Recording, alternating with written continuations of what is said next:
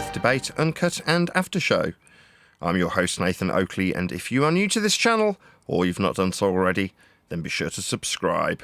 Hit the bell notification icon and join button if you'd like to become a Nathan Oakley 1980 channel member and keep up to date with the Flat Earth debate. If you'd like to support the channel, there is a super chat that runs alongside each of these shows while they premiere, as also a coffee, Patreon, crypto and thanks button in the info box below the video. Speaking of patrons, I'm going to do a quick shout out to all of you who do support me on Patreon.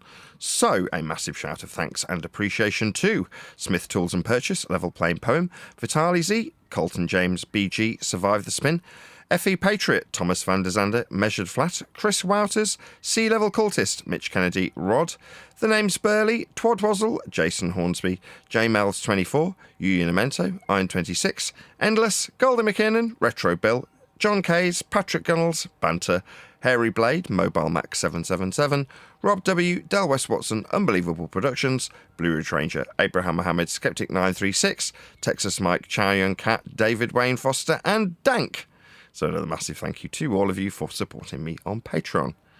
Now I will hand over to whoever's in Discord and Google so you can enjoy their dulcet tones while I set up for today's live show. Last week I listened to a short video where a young American female pilot, a rookie pilot, she'd lost control, she'd lost powering one of the engines. So she called out to air traffic control and they just guided her all the way how to land safely, and she did. And they did it so calmly. It was so professional. And that was in America. Yeah, I guess we're getting better. From what I hear is we're so outdated as far as technology with flight. Obviously, every third sentence was keep the plane flying level. I'm sure. So wait a second, you mean to say, all right, you just gone off course of the sphere, so just nose down and get back in line with the globe and everything will be okay. They didn't hear that? Funnily enough, no. They keep telling her how to correct for Coriolis. Help her with that, did they? The problem is your Coriolis correction device is out. Bang on the dash 3 times.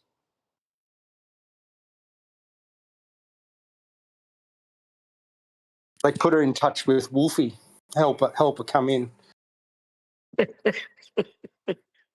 And Wolfie said, hold on, let me get my toy globe and see which way we're spinning.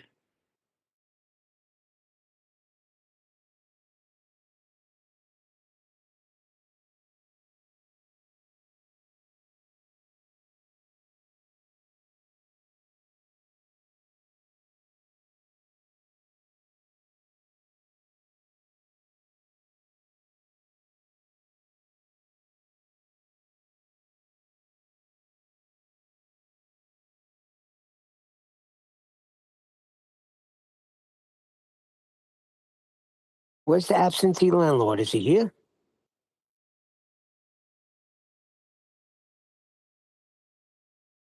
I think he's in the warehouse. Sorting the stock. How many mics we dealing with today, Nathan? Just the one.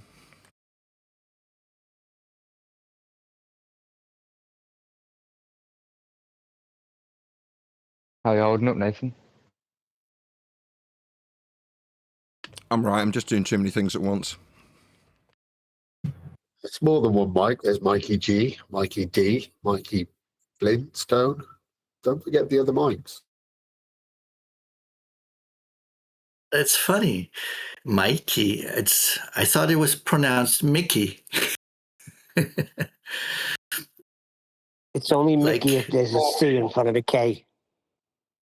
Mickey mess. I had to change my avatar after what I read in on the news.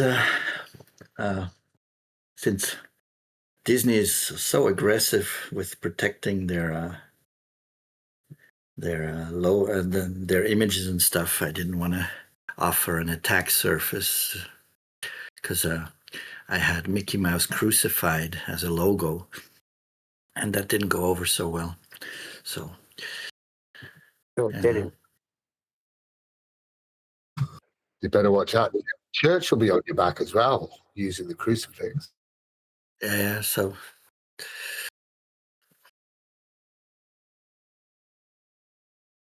it was actually a very old logo from a rock band I was in back in the 1980s. And the What was logo the name of your was band? Mickey Mouse. It was called New Improved God. And it was an allure to the desecration of religion and moral and everything. And so we had Mickey Mouse crucified on the cross. In other words, you take the best of Hollywood, the imaginary Narnia creators, and you mix it with a false religion, and that gives you Mickey Mouse crucified, which then becomes your new and improved God, under which you can deceive the whole world. But even back then, we got in trouble with Disney. So I stole my band name from another band name. They called themselves Lorelei, like Laurel. It was the name of somebody's girl's name, but the way they were saying it was Law or Lie. So we named our band Law or Lie. LAWLIE. oh, that's cool.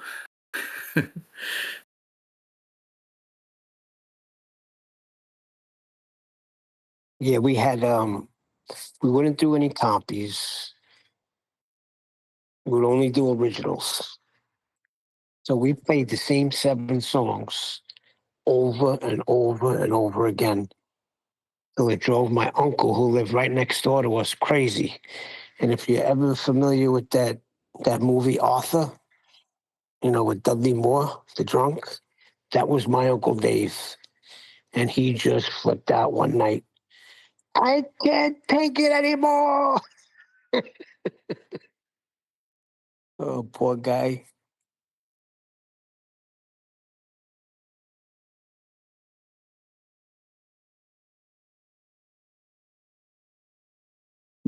Wasn't there a song by Twisted Sisters?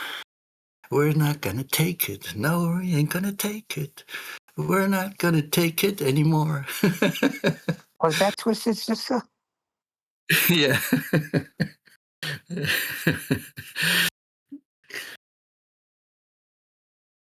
Yeah, and he just, as he said, he just started like um, going over the lyrics. And he would name one, as he's saying he can't take it. He's going over the lyrics that I was singing through the speakers. It was crazy, man. Both families came out. The whole neighborhood came out.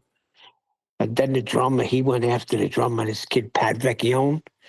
He was a red-haired Italian. I mean, really red hair. And he looked at him and goes, "That guy's the devil." You're talking Queens?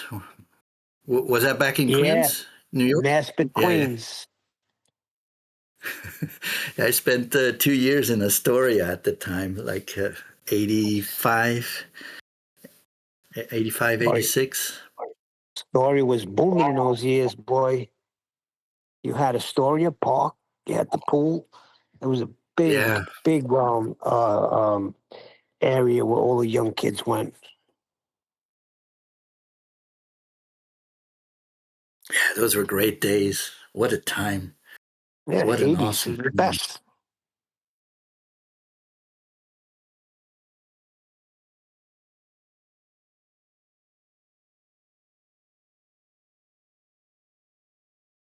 So anyways, I changed the logo so they That's can't good. they can't come. I just didn't think it would be good to offer an attack surface when we're talking about something completely different, and yet so much the same.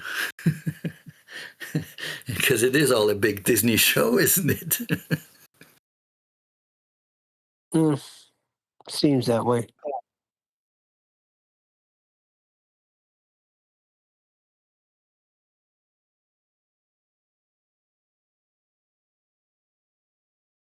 And then grunge came and killed the 80s, killed the music. Although I did like Pearl Jam, but if you look back, it destroyed it. Nirvana. What came after that? Where's the next group? You're not going to find it.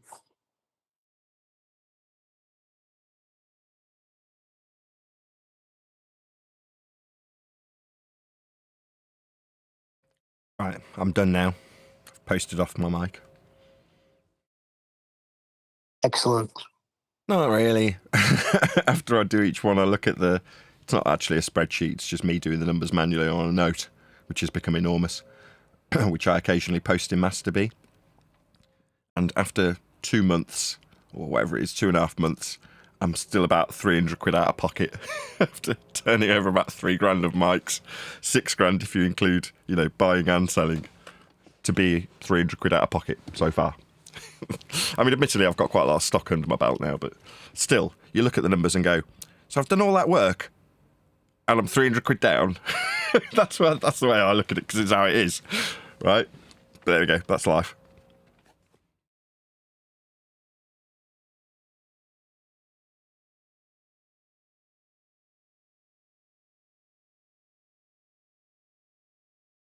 Sure, it's like that with any business, right? You do a lot of treading water and then you make money.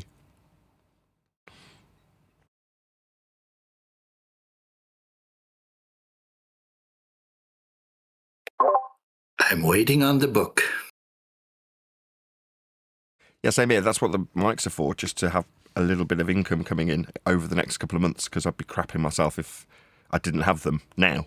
If I hadn't done all that treading water for what seems like nothing, when the YouTube revenue's at an all-time low and we're finishing off the book, that's when the financial burden will be at its highest on me.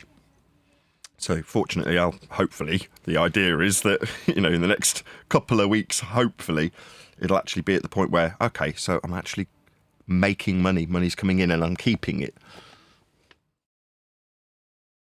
And I've covered the investment initially. You know what I mean? It's profit, literally. But that hasn't happened yet. I'll let you know when it does. Just £3 more and I'm making money.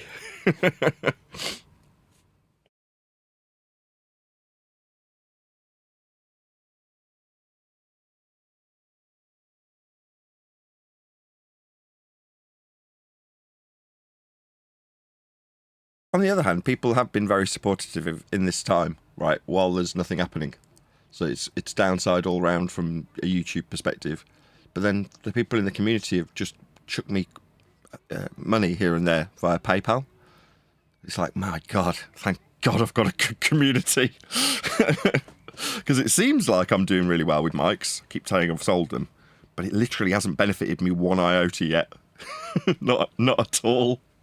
So yeah, all of you people out there that are supporting me via PayPal, you're actually the ones keeping the lights on. Presumably because you've recognised these facts that I'm going through now. You've gone, yeah, we better help him out. Everyone's taking pity on me. Shout out to the community. They're amongst us now. Some of the people who are on this panel have done that. Thank you. You know who you are. Won't embarrass you. Have you noticed that in the YouTube chat, it lists you in terms of how much interaction you now have? Do you know what I mean? Yeah, I was, in terms of XP with the little crowns. Yeah. That's what those crowns are? Yeah. So if you're like a super fan of the show, like CC is, it'll dub him Crown #1. I think I was up to 3 the last time I noticed. I'm like, where are all these crowns coming from? I know I'm king, but...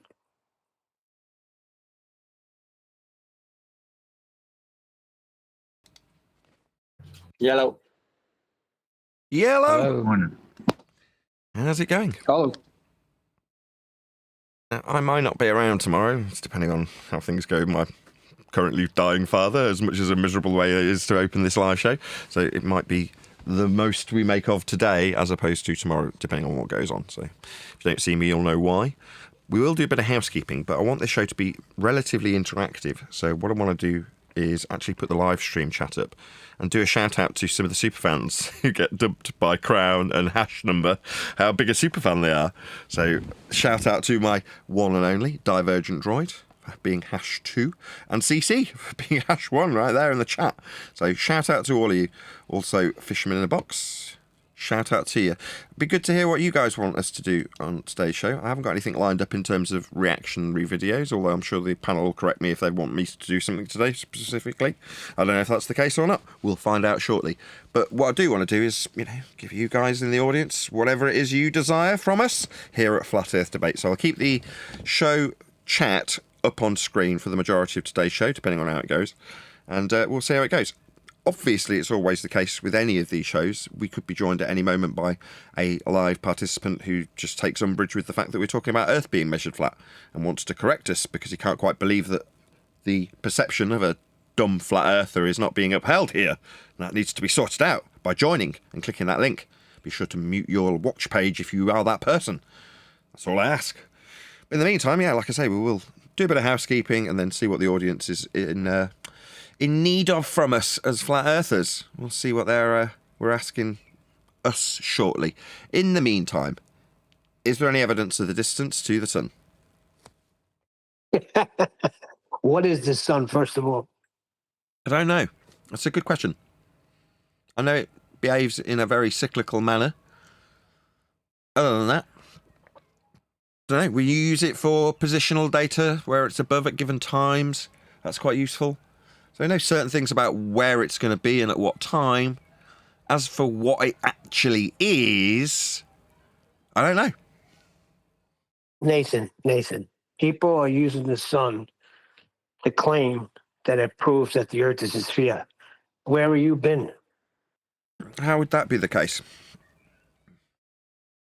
Well, they claim that there's a 24-hour sun in Antarctica, so that can only work on a sphere. Therefore, glob. Take me through it. How does it work on a sphere, if it can only work on a sphere? Well, it will be circling, right? And it can't be circling on a flat Earth. The way they show the diagram... Stop. No. Circling is two-dimensional, right? Doing circles is flat. So no. Do you want to rephrase that? Because you can only do circles on a flat plane.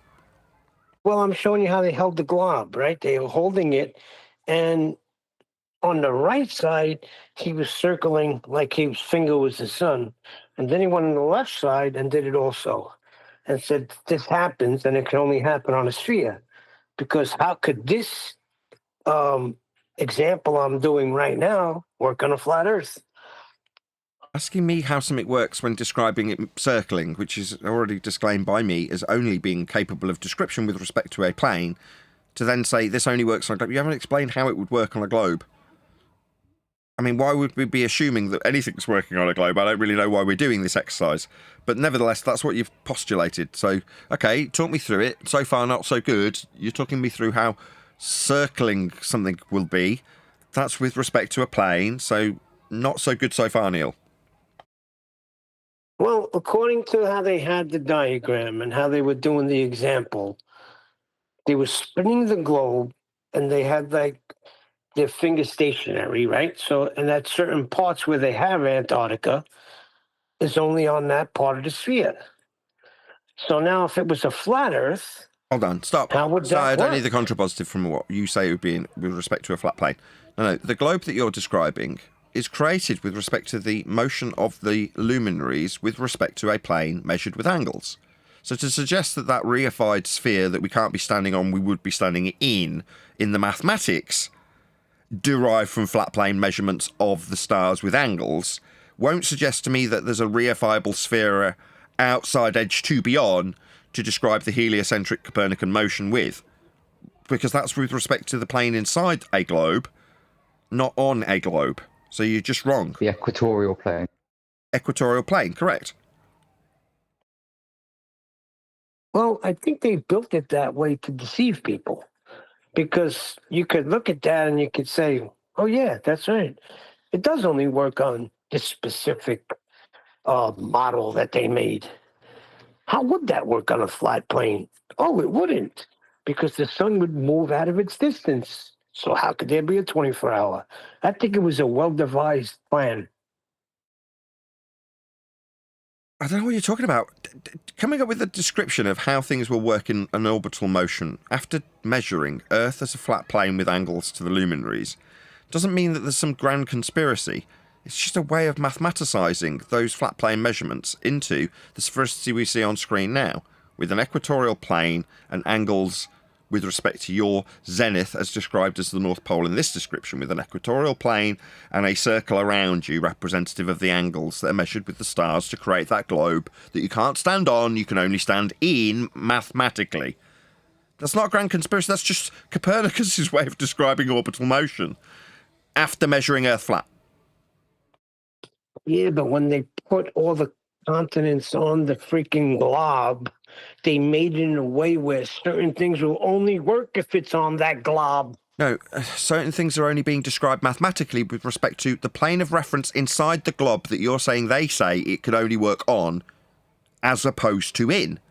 Now, this is the end of that discussion in regards to whether or not we're on a globe.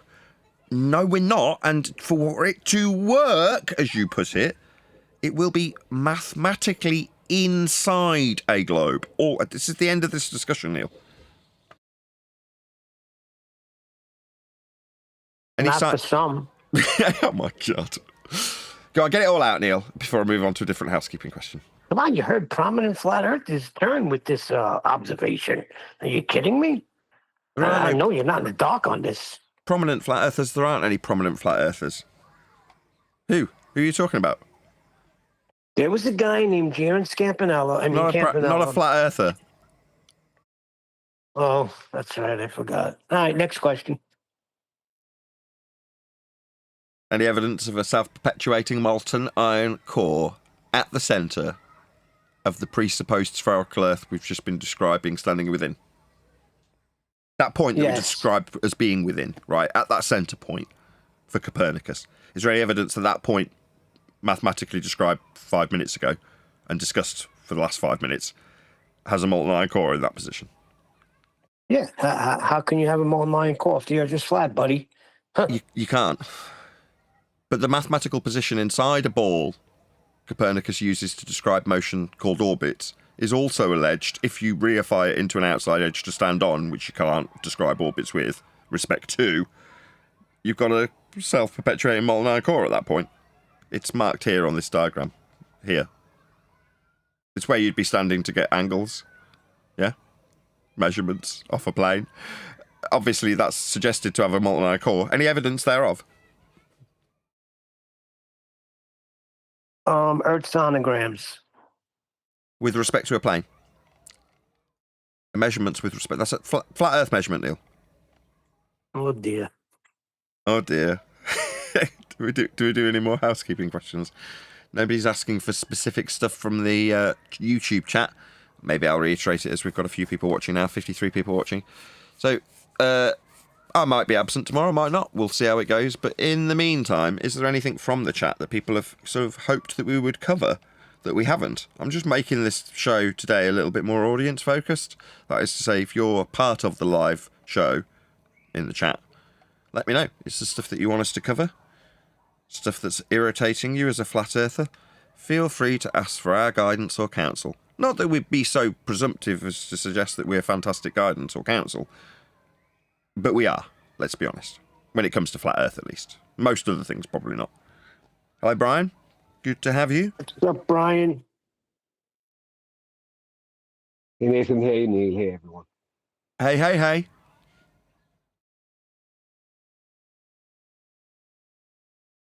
The regulars, says Central Gate. You're on the panel, Central Gate. You don't need to be chatting in the chat. Although, if you are encouraging some interaction from our participants, then that's fair enough, I suppose. Yeah, I'm just showing some love to the regulars.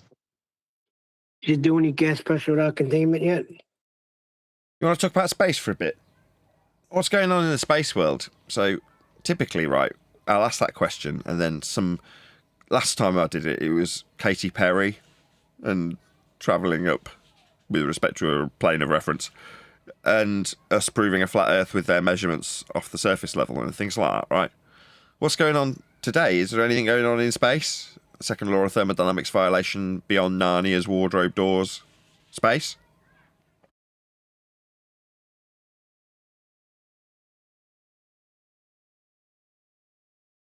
We mentioned it on yesterday's show, right? But this is a very much QE argument when we point out that you can't have gas pressure without containment. That's requiring containment to form pressure in the first instance. Well, I like flicking monotonous, but there it is. I'll flick through the shorts on YouTube, and there's a guy called Chris. I've forgotten his surname. The guy who I parodied when I was like, "There's 3 ways that you can get in touch with Nathan Oakley." That's the guy I was parodying. I don't know if anybody picked up on that. It doesn't really matter either way. But we also covered him in one of our response videos. Now, he's the guy who starts his videos with, "Want to see something cool?" And then he'll show you a gadget or gizmo that he's been working on or utilises in his daily work routine. Okay? You know what I'm talking about, first of all. It doesn't really matter if you don't. Anyone remember what I'm talking about? If I say... I don't know who you're talking about, but I remember you doing that. Well, this will jog your memory. If I say he wore a straight jacket and helmet with a butt plug, would that jog your memory?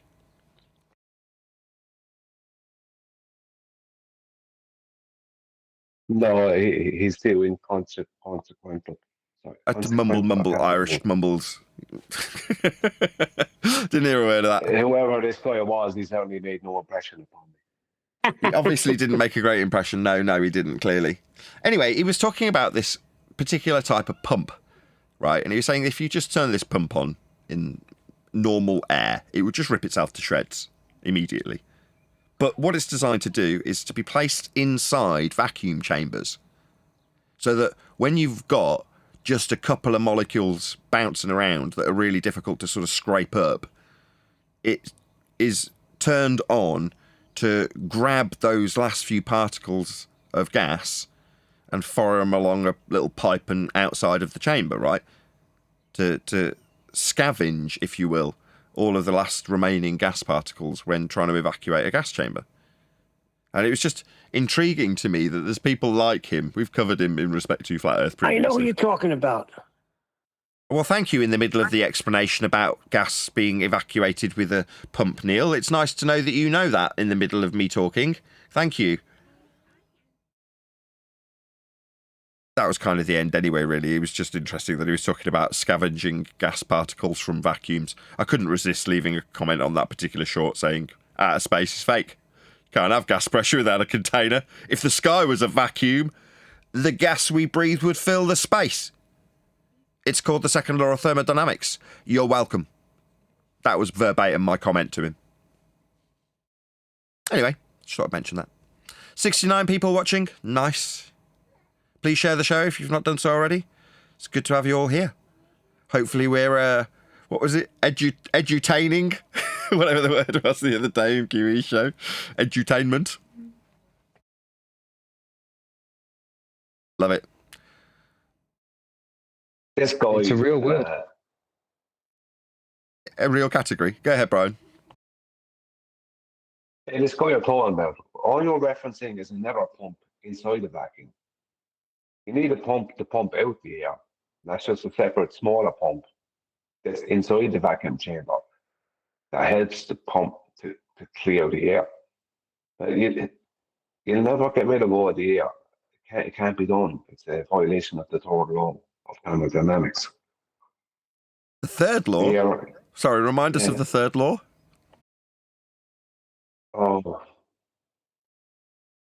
Basically, the easiest way to describe the third law is that 0 Kelvin is not possible.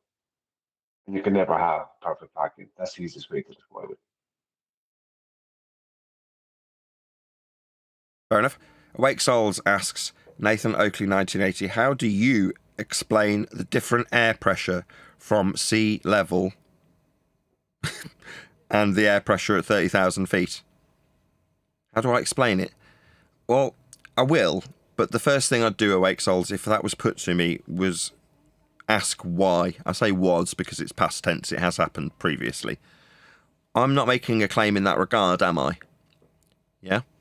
Our housekeeping question in regards to having gas pressure without containment is a question because there's a on the table already claim that the sky is a vacuum in violation of said law, second law of thermodynamics. But me, I have no claim to make about gas. Yeah?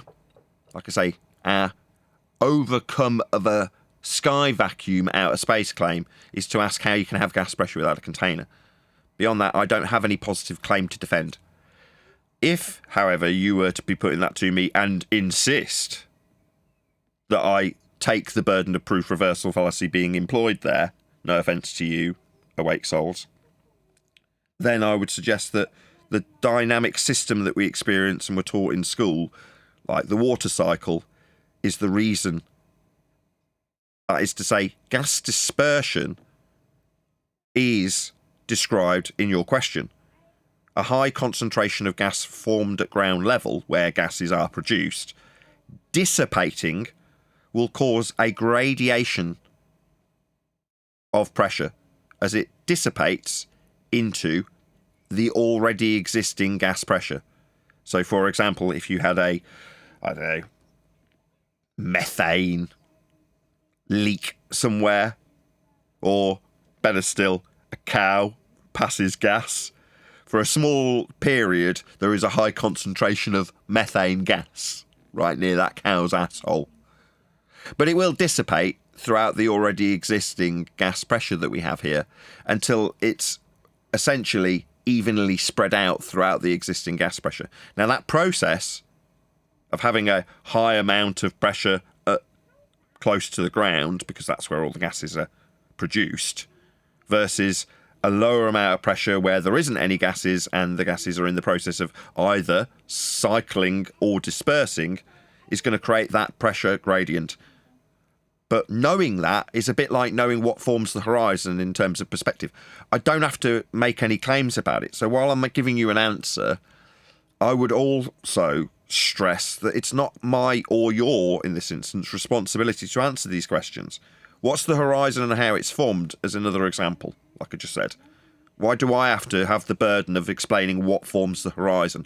Oh, because there's an outstanding claim, like with space, that the horizon is the leading edge of a sphere, called Earth curve.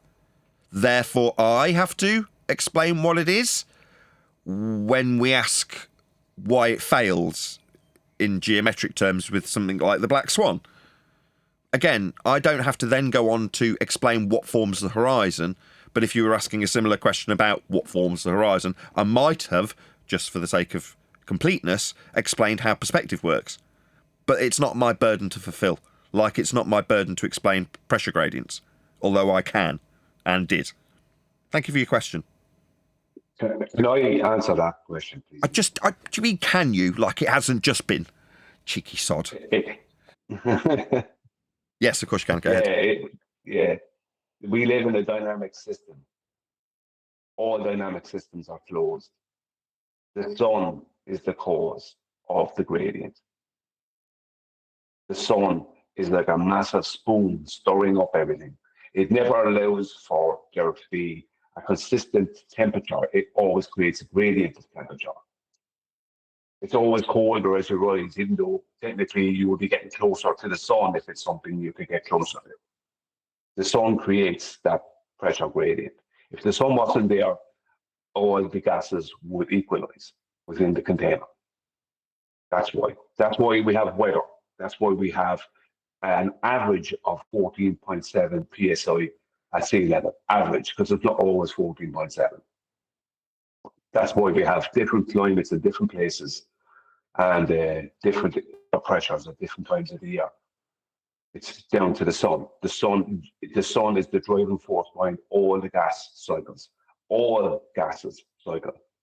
What people should maybe look for is the hydrogen and helium gas cycles, because it's very strange that they seem to be completely ignored as if they don't happen.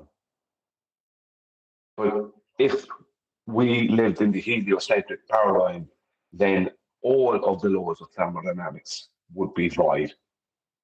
They would all not work. Well, it's one of the rhetoric points from Rumpus when he used to frequent here. Second law of thermodynamics does not apply to the Earth. End quote, the rumpus. Yeah, it's all down to the sun.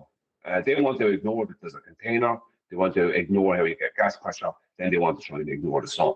No, it's all about the fact that we have a moving heat source that's creating heat at ground level. It's driving all the gas cycles, which cycle with the surface level, and it's creating a pressure gradient due to creating a temperature gradient.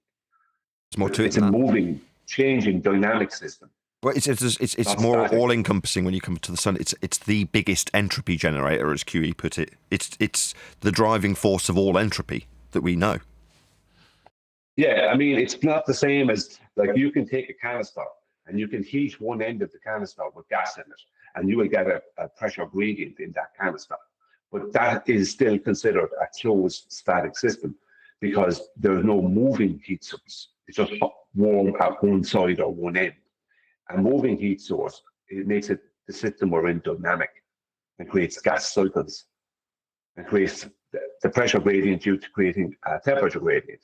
We also have, you must remember, a low-grade vacuum. And this is where the ballers try to think they have an argument. No, we have a low-grade vacuum in the sky. We have temperature and we have gas pressure. You can't have those without a container. Those can't be created without a container. And in a container, all those being created at the same time requires, in the way they are in our world, requires a moving heat source, a dynamic system. What's the name of the ozone layer? That was invented to explain the accumulation of radiative radiation. I can't think of the correct term right now. We have a buildup of radiation up high in the sky, and that was a heliocentric invention to try and explain how we have this. They try to say that it forms outside of this barrier, but there is no. If you actually research it, there is no ozone layer. It's a lot of rubbish. Gases don't form layers, and at the highest concentration of ozone, there is so little of it. It's like a tiny, tiny, tiny amount of ozone being created and constantly being destroyed by other gases and other elements up there. A layer, you couldn't even call it a dot. There's so little of it. So they invented the ozone layer because we have a buildup of radiation up high in the sky. But that's due to the sun as well. I won't go into too much more, but it all comes back to the sun. A buildup if you want to know how this works, buildup of radiation, like the sun. Sorry? Say that again. Radiation, as in to radiate, what, like the sun?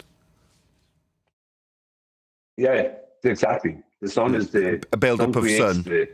The sun's on a cycle. So to say there's been a buildup of radiation in the sky is an absurd notion when the entropy generator we describe as the sun is cyclical in nature. Yeah, but there's still a buildup of radiation. That still exists, and that was the thing they were trying to deal with. How do you have a buildup of radiation without a solid container? Yeah, right. Yeah. Exactly.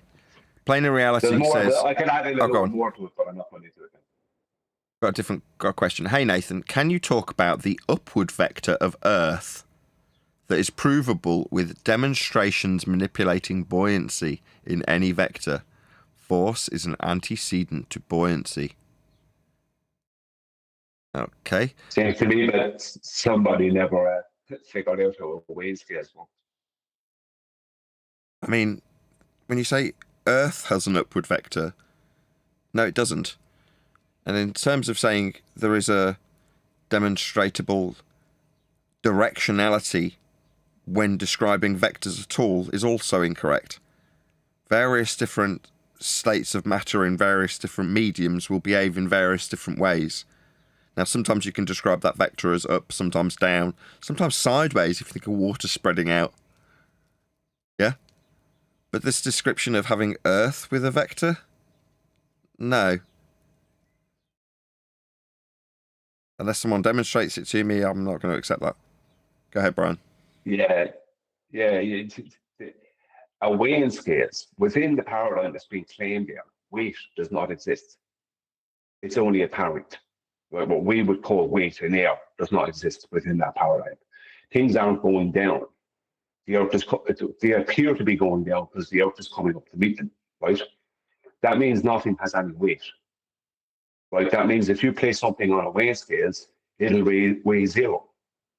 If you place, no matter what it is, whether it be a pebble or a car, it'll weigh zero because it doesn't have weight, because weight is only apparent within that paradigm. Or weighing scales debunks that paradigm outright. There is no if, buts, nor maybes. What I've heard from them is, no, it has mass, right? It's like whatever the hell mass is. That doesn't mean anything, whatever you want to claim the car or the pebble or anything else has. It doesn't have weight. Weight is the linear downward vector force. That doesn't exist within that paradigm. There's an upward vector force that gives us within that paradigm, that gives us the impression that there's a downward vector force that we call weight. Weight doesn't exist, but for a weighing scales to work, you need a down force. It doesn't work with enough force. Like I've also heard, just 1 second, I've also heard from them because I've dealt with them. No, it's the upward force, right? And the mass of the car or the mass of the pebble, no. That the car and the pebble have no weight. So there's no inertia. So if the earth was moving up the way, a car or a pebble placed on the same weighing scales would read zero. Because there's nothing to, like the only force is up. There's no inertia. The car has no weight, so it doesn't have inertia. If it doesn't have inertia, then there's no resistance to acceleration. Then that means it's lighter than that would be like an upward moving rocket hitting a balloon.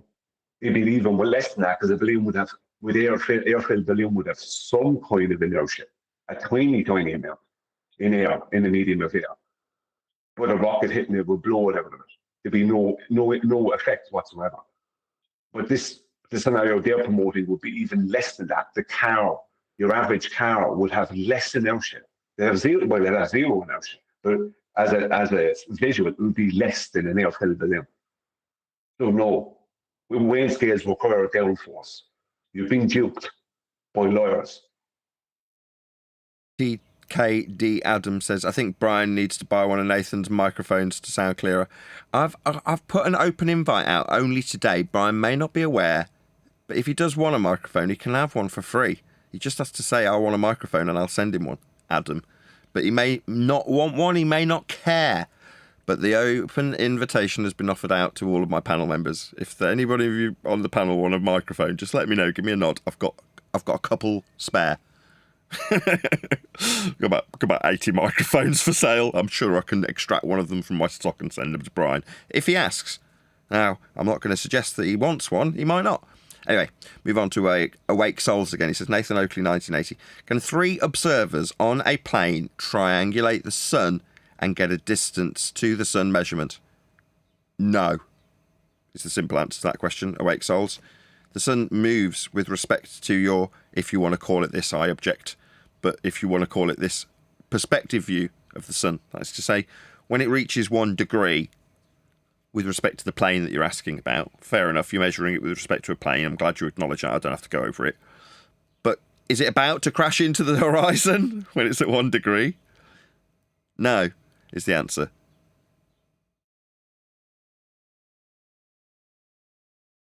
Yeah, we can't. The celestial bodies appear to rise as you rise. So you'll get the same angle to the sun off of sea level as you will from an airplane at the same time, over the same position, the same GP position. That's why.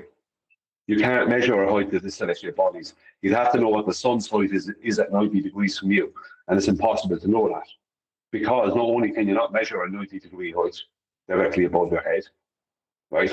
But the sun doesn't mean anything because from an airplane or wherever else it'll be the same. You can't measure a height to the sun. It can't be done. The sun and the celestial bodies are just mysteries. There's no way. How do you measure that? How do I measure the height? If I was trying to measure the height of the top of a mountain, but as I rise, the mountain rises up with me. How can I measure the top of it? You can't. How are you going to get an actual? You can't. It's impossible. Yeah, I mean, it's a good question, though, because it is alleged to be measured with various different methodologies that are heliocentric, when in reality they're assertions that take the angle measurements of the sun and apply them to a heliocentric motion will never develop a distance. Now, you can extract it by scale. They currently use the transit of Venus to give us the scale, to give us things like the distance of the sun at 93 million miles. Well, you know, utilisation of flat plane measurements to create a heliocentric world with orbital motions that you can scale with one of the lights moving in front of the other lights, if you assume Venus has the same radius as Earth. In that scaled model, you can then dictate how far it is when you have the transit of Venus. And with said motion, you can dictate that you're going to have a 93 million mile sun. But that doesn't mean anything. It's a complete bastardization of the flat Earth measurement in the first place. Like I said at the beginning of the show, you can't put yourself on the sphere when describing orbital motion. You're inside it. So what are you going to give me? The distance to the sun from the centre of a sphere you're not in? Or pretend that you're doing it from the outside edge that you can't be on? It's a nonsense. And it's scaled using assumptions. Assumptions that Earth is capable of being described as a sphere in motion on a plane moving around the sun to begin with. Heliocentric, obviously, what we're fighting against on Flat Earth Debate on a daily basis. But that motion has originated in measurements, angle measurements to the stars and the sun on a plane. That's how heliocentrism's created. You can't have the heliocentric worldview to scale for them unless you measure Earth flat first. For us, we acknowledge that we cannot give you a distance to the sun, and for the reasons we've already disclosed and Brian's elaborated on.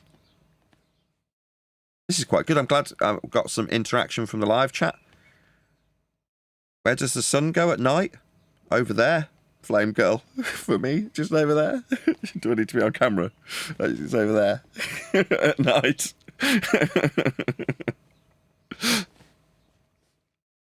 Sure, she asked another question.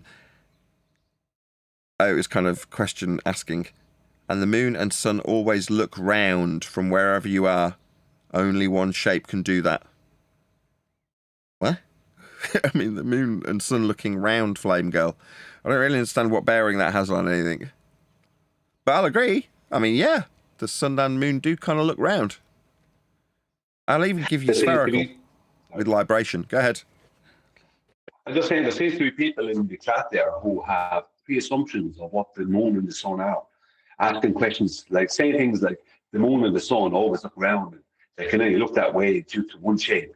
I know exactly what you're saying. And that means that you're pre-assuming to know what the sun and the moon are. You don't. Nobody does. You're an idiot.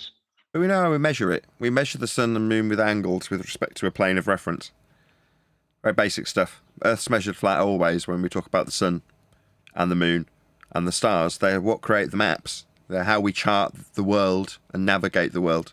That's how it gets done.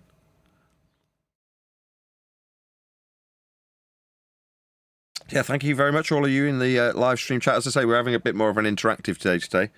I'll put the live stream chat back up on screen. If there was anything you wanted us to cover on Flat Earth Debate today, feel free. Either, as is always the case, you can join the stream via the link that's below us, below you watching this stream in the information box. Alternatively, I should really ask the Discord, was there anything the guys in the Discord wanted us to cover today? Feel free. Pipe up if you must. I just wanted to say, that lady with that comment reminded me of somebody refusing to get on the train because it appears as though the train tracks are converging, so the train's going to crash.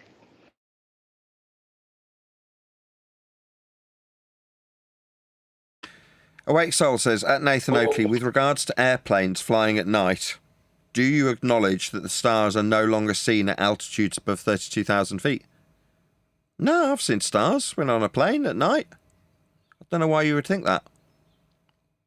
I mean, you're kind of making me second guess that I've seen that now because you've asked. But no, I'm pretty sure I've seen stars from a plane.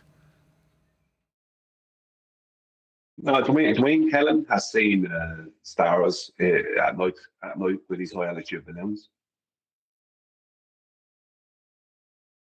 I could be Maybe imagining that. I'm autonomous or second guessing myself now because I'm just trying to think back. Obviously, when it's night time and you're on a plane, you're normally quite tired. But I vaguely remember seeing stars, but I could be wrong. I don't know. It's been a long time since I've been on a plane. Sorry. Last time I went on a plane was on my honeymoon, and prior to that, yes, I was on planes quite a lot. But the fact that you're asking makes me second guess myself. Sorry. Go ahead, Brian, sorry. I'm just saying, as far as I know, Dwayne Kellum, who used to do all the high altitude balloon footage or balloon demonstrations, when he sent them up in the nighttime, I'm pretty sure he picked them up, stars from high altitude. But that's by memory, and I remember Eli saying that happened as well, and Eli shared one of his videos one day. Now, I could be wrong, but I'm pretty sure you can see them.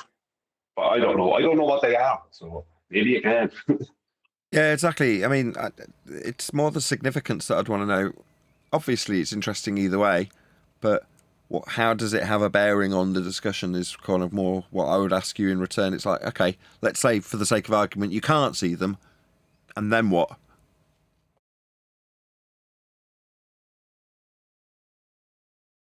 You're welcome to join, by the way, Awake Souls. I don't know, just join the Discord server. You can ask us verbally. Same goes for Flame Girl. Feel free to join if you wanted to. You can put these things to us verbally. Gravity is an attraction between two masses. Well, that's one way to demonstrate that you don't have anything beyond a high school education of gravity, I'm afraid, Flame Girl. So, I mean, spewing this sort of stuff in my chat's probably not going to do you any favours, because no, that idea that there's a force between two masses was superseded by Einsteinian bent pseudo-Riemannian space-time geometry 110 years ago. Now, they do still teach mass attracting mass to high school kids, like yourself, Flame Girl. I'm not saying you're a kid, but that's the level of education you received. Yeah?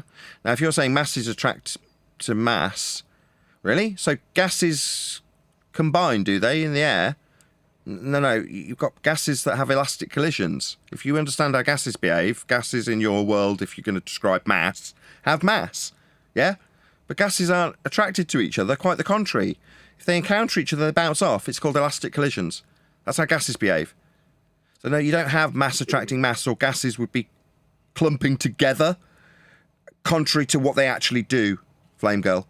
Now, you can tell my chat that mass is attracted to mass because you don't have beyond a high school education of gravity, but we can correct you and point out that it's a pseudo-geometry being bent in Einstein's now superseded gravity from 110 years ago.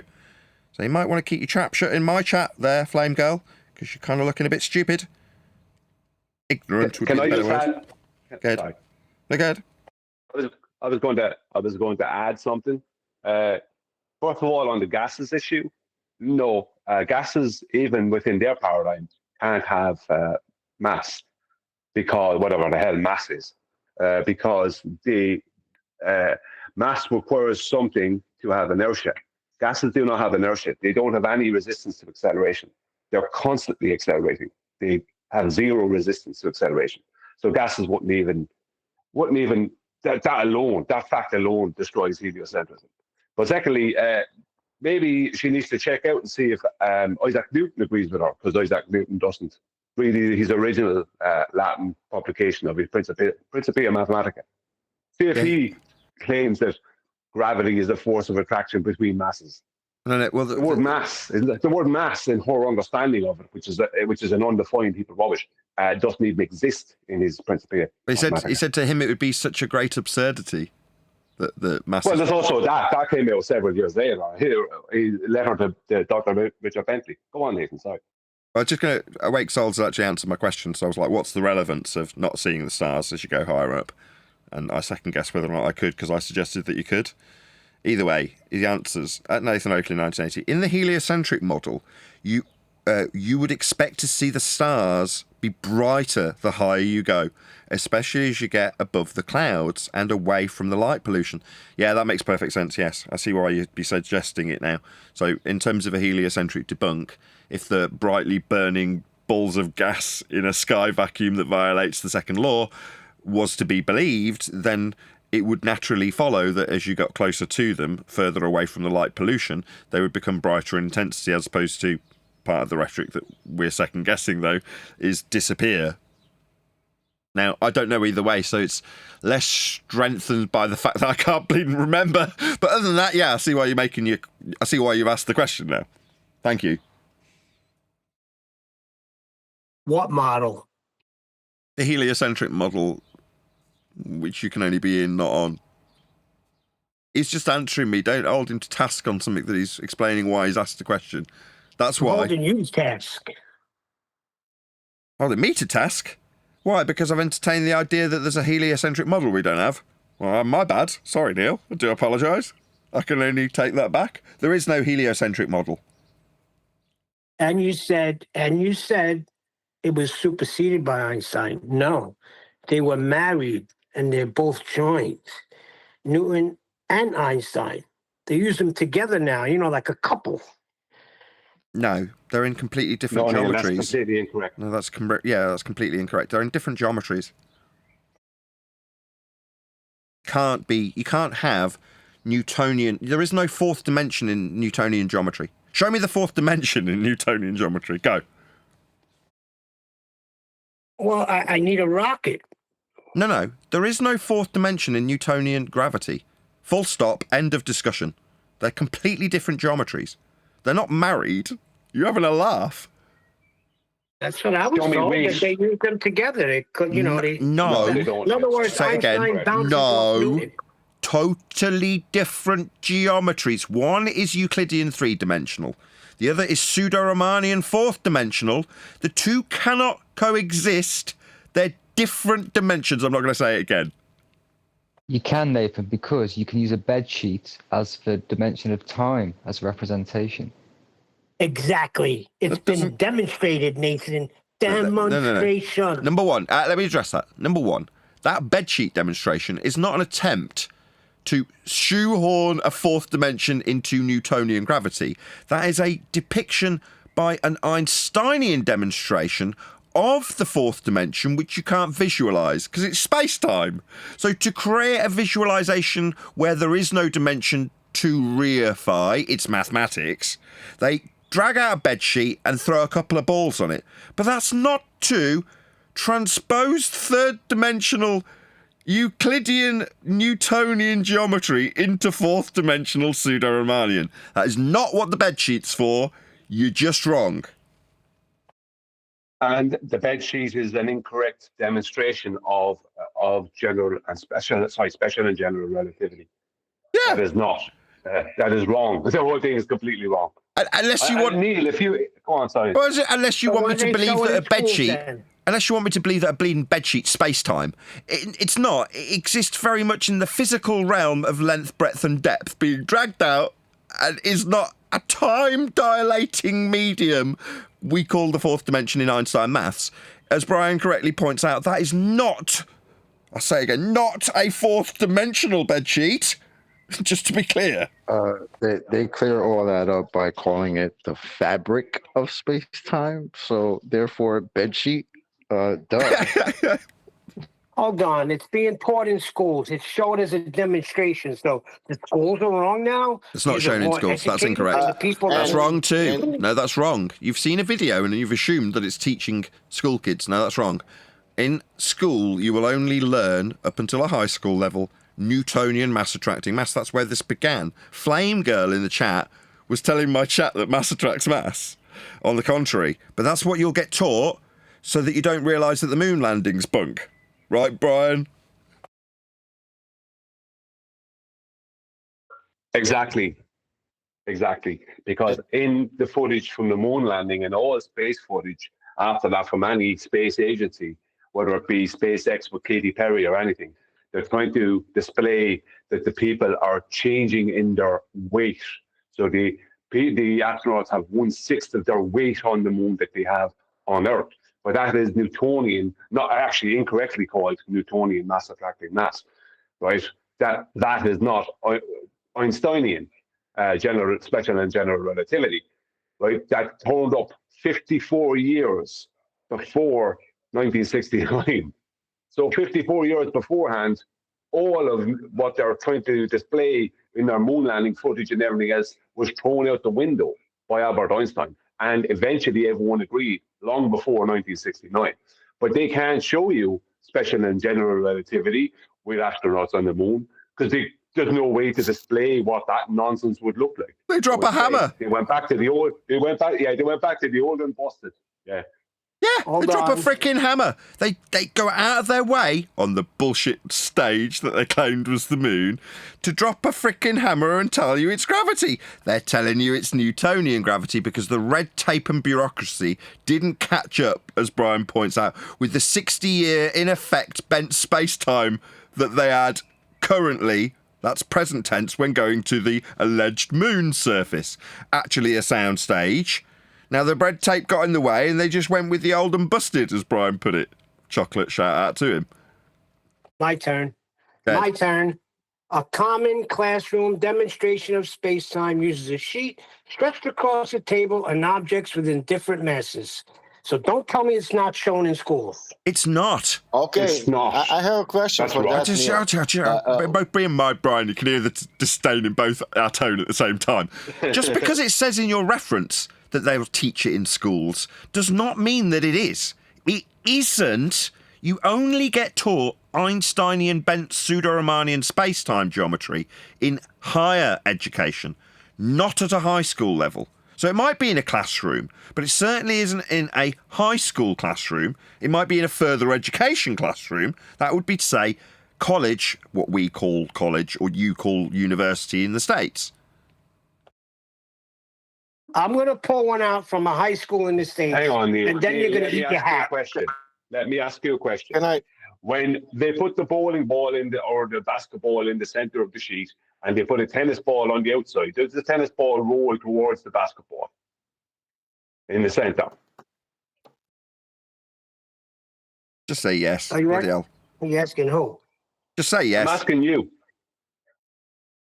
Oh, I don't know. I'm just pulling up what it says in the schooling system. Yeah, of course it does. What are you talking about? In that demonstration, the tennis ball will roll towards the center where the basketball is. The basketball is bigger and pushing down on the center of more weight, pushing down on the center of the sheet, right? So the tennis ball rolls towards it. That's not general relativity.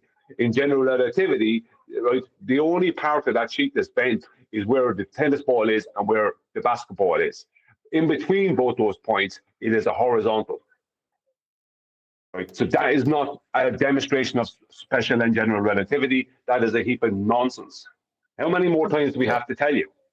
All right. So it says the heavier objects create a larger dent or dip in the sheet, illustrating how massive objects warp space-time, causing nearby objects to follow curved paths, Brian, not straight. No, they don't understand special relativity. Special relativity means the space is a straight line. It's flat. Right. All right. The center of this within general relativity, the center of the globe Earth and the center of the sun are in direct alignment to each other, and the same with everything else. The sun is not. Just one sec. Just one sec. Sorry, Brian. Right, got RJ Shine who wants to ask Mick about the latitude system getting smaller south of the equator as well as north of the equator, and we've got Sargent in the chat now. Given that he's actually on the panel, Sargent, you get priority. Go ahead, ask your question.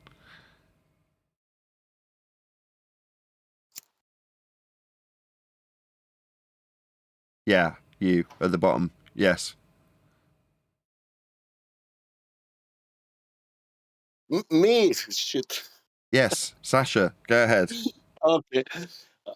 Okay, that demonstration showing the sheet, people and sheet, and they're throwing the balls, and all balls are going to the center.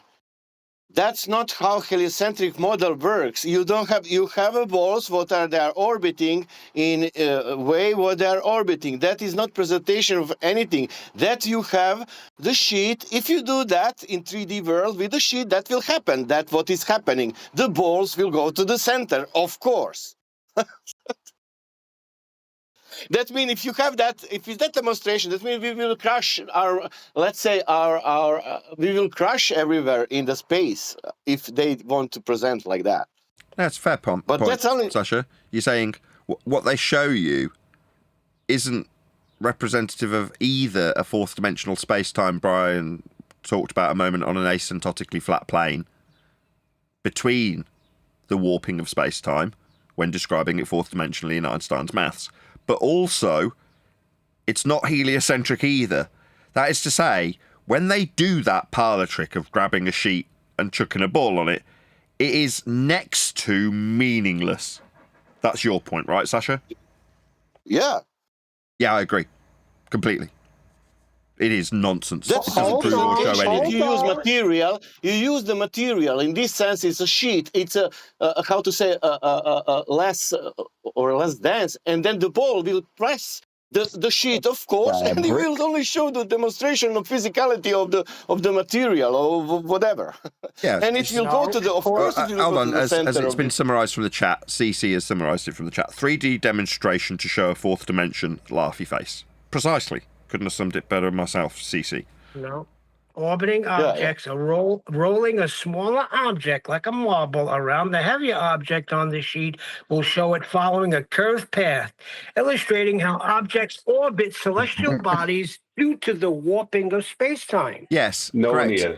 That's what. Neil, Yes, that's what they'll say, and that will be the description next to it. Sasha's point is that's not what will happen. They'll just go to the middle, as we've seen.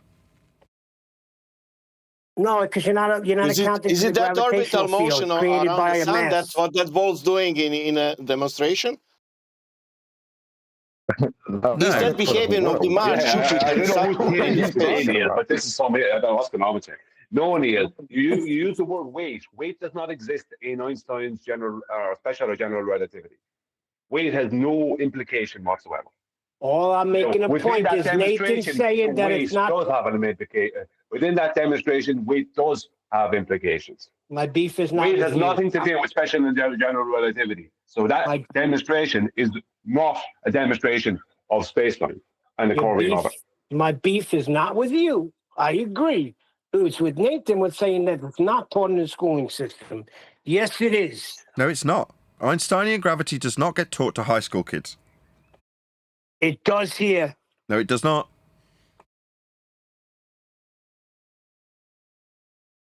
You don't get taught Einstein until higher education. You get taught master tracks maths. You get taught Newtonian gravity. Just check out Flame Girl. If you don't believe me, why? Okay, well, why is updated the curriculum though? Right? I mean, that's always possible. No. What in high school here? To clear it up. Go on then. Go, Adam. So only in the UK, I didn't think it was, so I asked Grok, does GCSE physics teach bending space-time?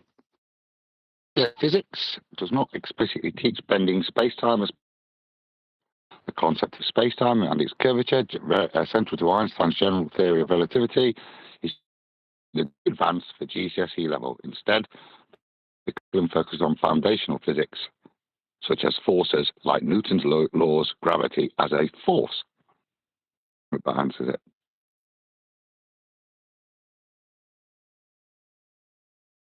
Okay, thank you, Adam.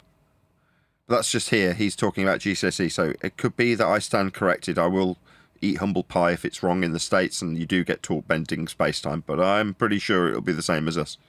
You take your educational cues from us. So... Sorry, Nathan. If they're showing that demonstration, then they're not teaching special and general relativity. That's not special and general relativity. So anyone that's showing you that demonstration is not teaching you special and general relativity. Yeah, if they're teaching about that, they will not. You will have 90% of people speaking, things falling down.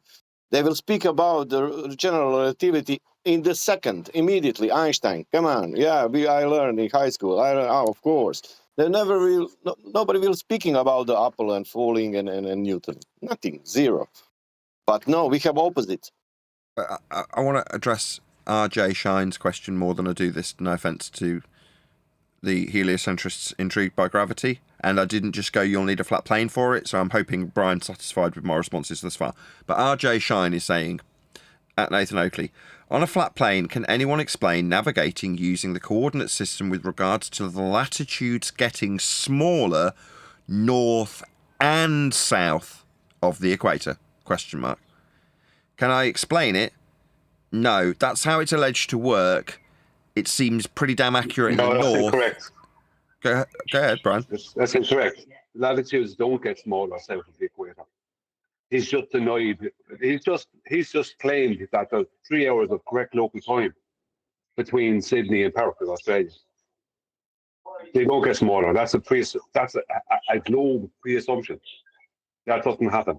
Because if it did happen, then we wouldn't be able to use the time zones like we did. Chronometers wouldn't exist. Yeah. That's incorrect. No, and that's the problem, isn't it? They do when you put that coordinate system onto a globe, but when you're doing navigation, no, they don't. Hence, the time goes back to time bandits. Brian's mentioned one thing there, the simple one, the time differentials for those same distances, North and South Australia and the main North America, but also the different time zones in the south, the addition of a half-hour time zone that's as big as the full hour, to try and mitigate for this, to try and pretend that they're not continuing to diverge by sticking in additional time zones. That's how it's then transposed to look onto a ball. Yeah, but they don't fundamentally, hence the discrepancies in time zones in the south. Thank you, gentlemen. Excellent. Very well-rounded answers we're getting. Fantastic There was stuff. another one. I posted a video for you because it was something I looked at. Do you see stars at night? Well, I always thought no until I've sent you the video. It's further up in the chat, and it's quite an old one. But the majority of the high-altitude balloons are taken during the day, so the sun's in the sky. Right, so you don't see stars when the sun's in the sky.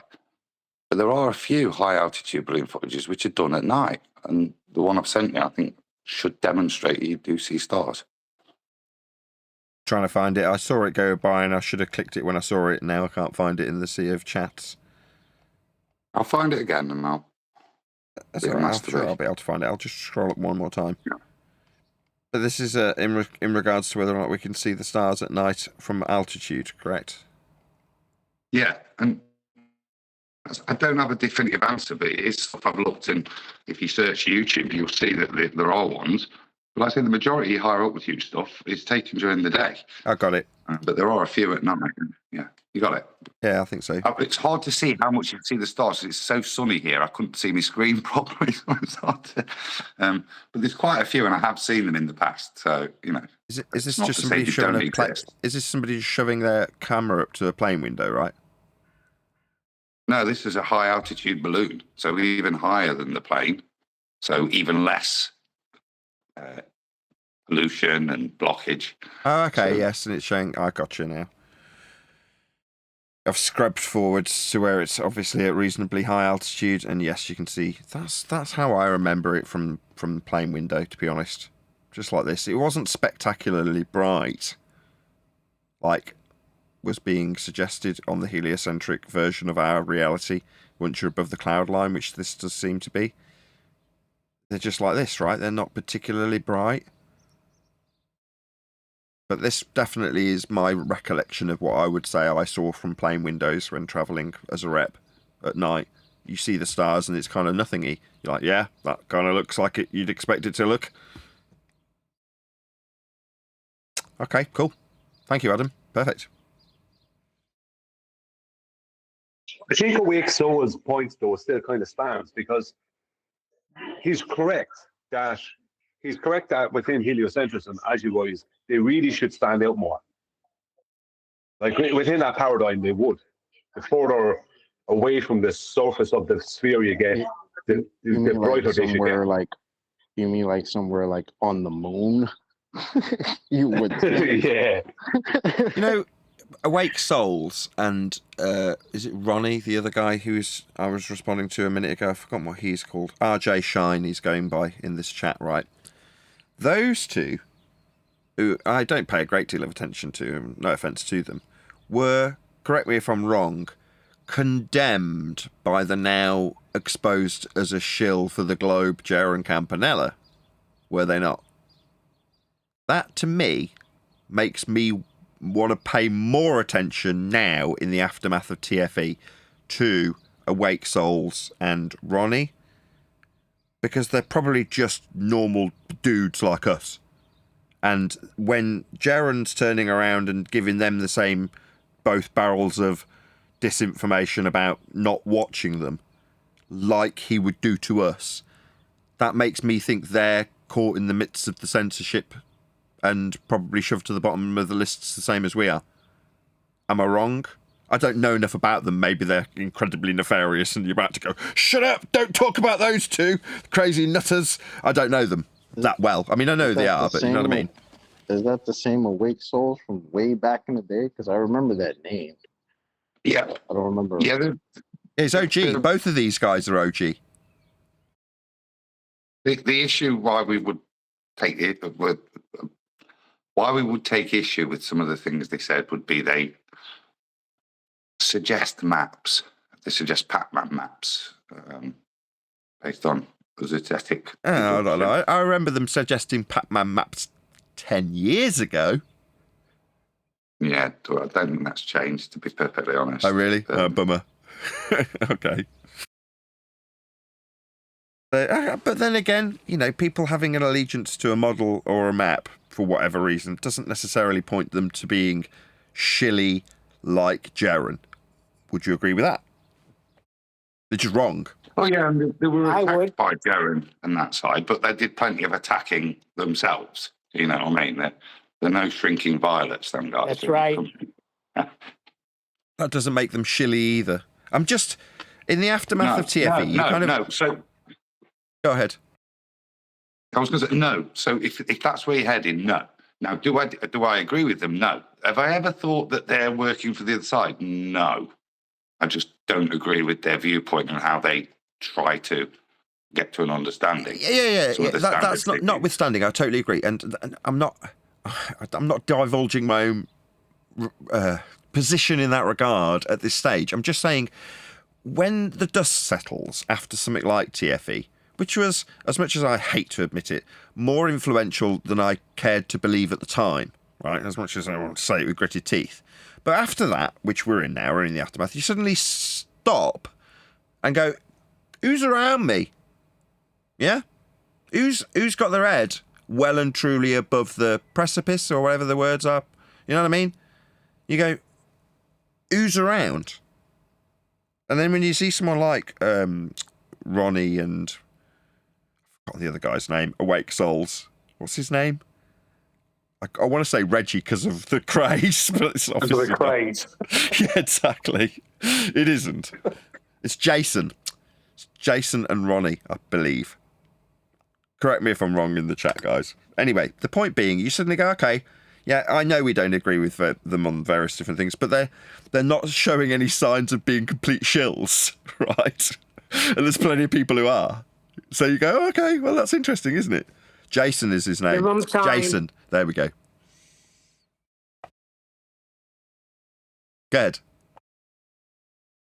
Give them time. They all seem to just show their true colors. Yeah, well, that's the point I'm making. I would never have agreed with them. I've never really had any beef with them. I've just kind of moved on from their opinion. Yeah, it's very Orwellian. Yeah, which, you know, it's fine for people to hold. But as Nathan says, it's interesting. What happened after TFA? Did they disappear? No. Like us, they carried on. Stood up, made sure that people it was still on a flat earth. Now, what they describe it as, like I said, I disagree with, but fair play to them, mate. They're not, I wouldn't put them in that bracket. Yeah. Flip-floppers. But just by contrast, right, if we were talking about Dave Weiss now, I'd be screaming blueface, wouldn't I? Whereas I'm actually responding to these guys in the chat and kind of, you're like, okay, you just dudes. Now, we may not agree on maps and models, and that's a different issue.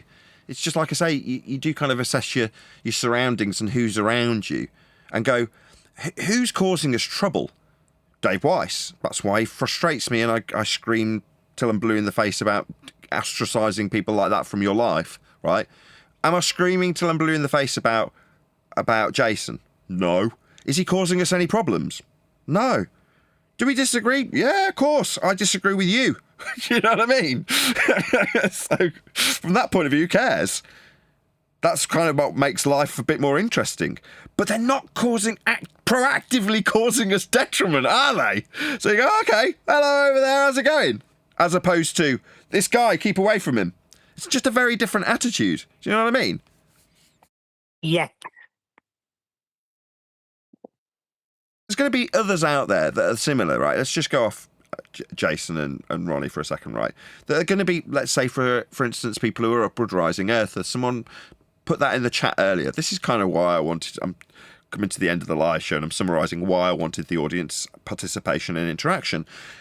Like I've just described, I'm assessing who's around us, right? The shills have made themselves pretty clear, I would say. Now, it's taken me 10 years to be comfortable pointing fingers and calling people shills. Up until now, I've been really vehemently against it, and I would tell people off for doing it. Now, I'm quite openly doing it, aren't I? Now, you might ask, well, why the stark contrast? Well, because you can assess your environment after an explosion, in the most crude terms. Now the dust has settled, the smoke has cleared, and you go, who's still alive? Oh, you are? Oh, okay. And then you look, and who's running with the tail between their legs, looking like they lit the fuse? You can see them too, yeah? That's where we're at. Is it tears, Neil? Yeah, we're at that point. Harvest has come. It's time to rip out the weeds. And I agree. Like I say, yeah, it's a bit. TFE brought not the observation itself, but where you had to make a stand. That's why it was very telling. That's why it was useful, because it was harvest time, wasn't it? It was to see who were the weeds and let's separate. Right, the weeds and the tares, they grew together, the wheat and the tares. Now it's time to rip them out. Yeah, so, for example, It's quite a nice... Go ahead, parable. sorry. Only just to finish it, it is a nice parable, because Jesus said, why not pull out the tares early? Because you might damage. Yeah. The wheat, That's exactly. kind of what happened in the community. Yeah. Wait till everybody's fully matured, then separate them. And that's kind of what's happened, isn't it? Exactly. Now, it might be that you don't like the look of their flowers. It doesn't matter. They're not weeds. They're not causing cracks in the pavement. And while we might disagree with Ronnie or Jason in regards to a map or a model, I'm sure if we were to sit down around a table and talk about a bit of science and the scientific method, there'd be no grievances, there'd be no fallouts. It'd just be matter of fact and like, yeah, no worries. And you just move past it quickly. Whereas with people like Dave Weiss, when the same thing occurred, they were making a stand against that, which was defeating ballers. Totally different attitude that wouldn't be expected of somebody who's on your side. Like you say, the weeds have shown themselves. No, not weeds. It's the wheat and the tares grow together. The wheat. Yeah, the weed. Not weeds. Yeah, but that's the weed. The tear is the weed. Yeah. But, Oh, okay. Gotcha. Yeah, I'm mixing metaphors. My bad. the wheat and the tares. Yeah. But that is the point. And, as we are standing here right now and there's these issues, and Ronnie's here, somebody who's been around in that 10-year bracket, yeah? Well, like I said, I know the distinctions between us, but I'd put an olive branch out to you guys. Not let's discuss, but come and refine your argument with us, right? Don't worry about the models. Just make sure you can prove that the Earth is flat. And we'll help you with that, and we'd love to. Yeah, and not rising up. I heard a Delite in here before. Yeah, that's where I was going next. In the shower. That's where I was going next. It doesn't matter, right? The fact that there's going to be people that have got these fringe beliefs but have found their way here, right? Just know that everyone's covered in the same soot. You know what I mean? It's that moment where you go, okay, fair enough. Yeah, okay. Let's not argue necessarily about our differences here, because the people who are around us at this very moment, there's almost 100 people watching. Very poignant. point of the show, where we're suggesting that, no, okay, yeah, we're going to have differences.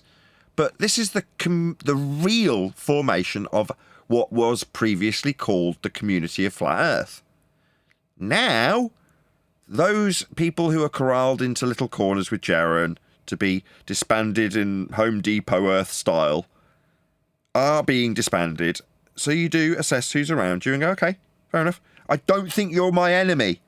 Doesn't matter that you see things differently. It doesn't matter that you think Earth's rising up because you've heard that shite, no offence, from somewhere else. We'll put that aside temporarily. Who cares? We're all covered in the same soot. Do we all know Earth's measured flat? We do? Oh, well, let's start there. The rest can wait. It doesn't really matter in the big scheme of things, does it? Yeah? It does matter. It I does don't, I don't It know. matters I have to later. consult with hold on. I have to consult with Brian. I think it does matter, Brian. What do you say?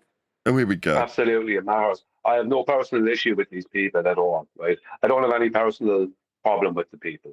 But when something is wrong, it's wrong. For the upward rising Earth, for instance, the whole of aviation has to change for that to be a reality. They don't even think about they don't even think about that. You know what I mean? So Never mind the planes. Just saying, one of the main point, Brian. I get your point. I know what you're saying. There's this distinction here. As I tried to, I don't think for 1 second that people with that's not the olive branch that's being offered. Come and argue upward rising Earth. You know you're going to get your ass handed to you if you're going to invoke a force, a need for something that yeah. That's still standing. That's not what the olive branch is. We're saying we've got the best arguments, not the most outlandish theoretical considerations. We don't do that over here, but we have got the best arguments, and that door's open. Don't come in and talk about upward rising Earth to me, but come and ask me, how do you prove Earth's flat? Exactly. And then you'll get a warm welcome, and you'll be sat down and educated, not in a patronising way, but helped, so that your argumentation is solid moving forwards. Because we don't. Yeah, but we don't. Missing the point. You're saying that that's a problem in the wings that's going to manifest, right, Brian? And I get that, but I'm saying right here, right now, for the people who aren't actively working against us, literally, their raison d'etre is to make our cause more difficult. The people who aren't necessarily that way inclined, they've just got some crazy belief that could potentially mess things up if they become a dick about it. That's different. That's just people. And I'm saying that the people around us, we're using Jason and Ronnie as the example in this case. And I started with them because I'm thinking, hang on, weren't they mentioned by Jaron, the shill, as don't watch them? You're like, that makes me go ding, ding, ding, ding, ding. Maybe I should look at them more closely. Forget that they disagree with us on maps and models and say, where do we align, right? Because you're not actively trying to screw me over. You're not actively battling against me when it comes to the facts of science and things like that, like Dave and Jaron were. So you go, oh, okay, well, I reckon this would be a lot easier to work with someone like that than to work, as we've tried, or I certainly have, to work with the shills of this community that have now exposed themselves. Like I say, I'm assessing who's around me.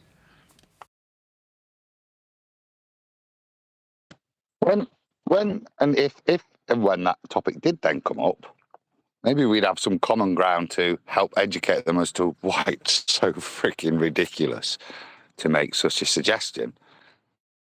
We're not there and we're not engaging. I don't think we can. And then I think they're not really helpful to us. We've then got to deal with that argument like we did with. But if at this moment, this guy's turned up in the chat. You said the same thing about Easter. No. You said the same thing about Easter and all these other things, and then they read it, and it was all of them against us, and we were backed into a corner and had to come out fighting. You're correct. Let's acknowledge Neil's concerns. You're correct, right? But that's for the guy like Dell or the guy like Jaron, where there's somebody utilising something. Now you're saying, okay, in this case it's upward rising Earth or Ether, and you're correct. They've been used to leverage communities and corral communities, and you're not wrong. But you can spot that in individuals like Dell and Jaron when they're actively working against you. And I'm saying that the people who might have ascribed themselves to those crazy notions, in this case ether or upwards rising earth, are still just normie people that happen to have been caught in that crossfire. But when they're not showing themselves to want to proactively work against you, and they're tentatively saying, oh, but by the way, I do actually think Earth is rising up. You're like, you're not saying that because you want both barrels from me. You're acknowledging yourself and maybe acknowledging your flaws that you maybe you've got. I don't know. But the ultimate reality is that they're around us, aren't they? And they're not trying to work against us. They're not trying to piss in our face either. So you go, okay, good. Let's see what we can do. Maybe with a bit of unity, even where there is differences, but not people proactively working against us, for God's sake. We can actually make some strides. We might actually make something happen. Who knows? Worth entertaining, in my opinion.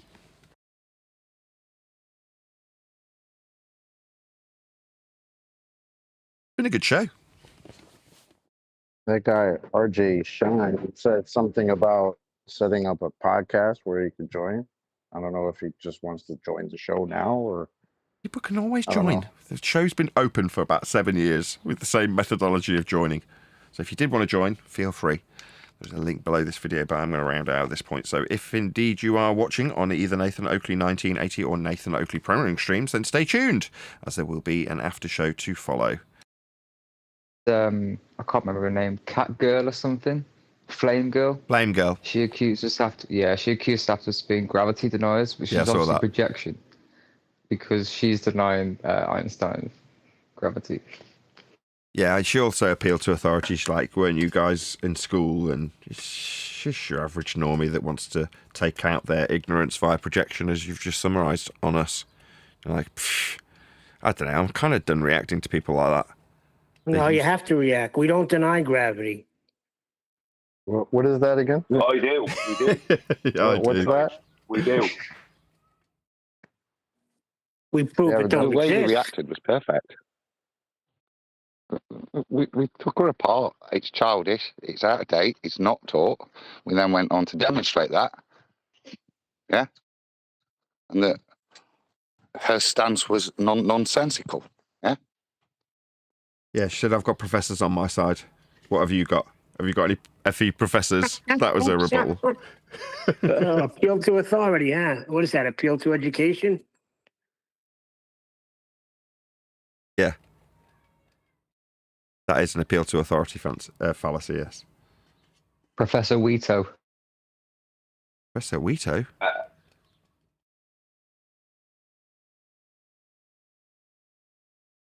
Go, Brian, go. Well, we have Professor Brian Cox and many others on our side. So I don't know what she's talking about.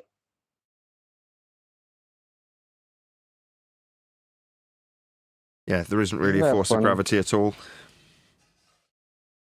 Well, you can think of it as a why don't force. they listen to the people that are supposedly the priests of their heliocentric religion?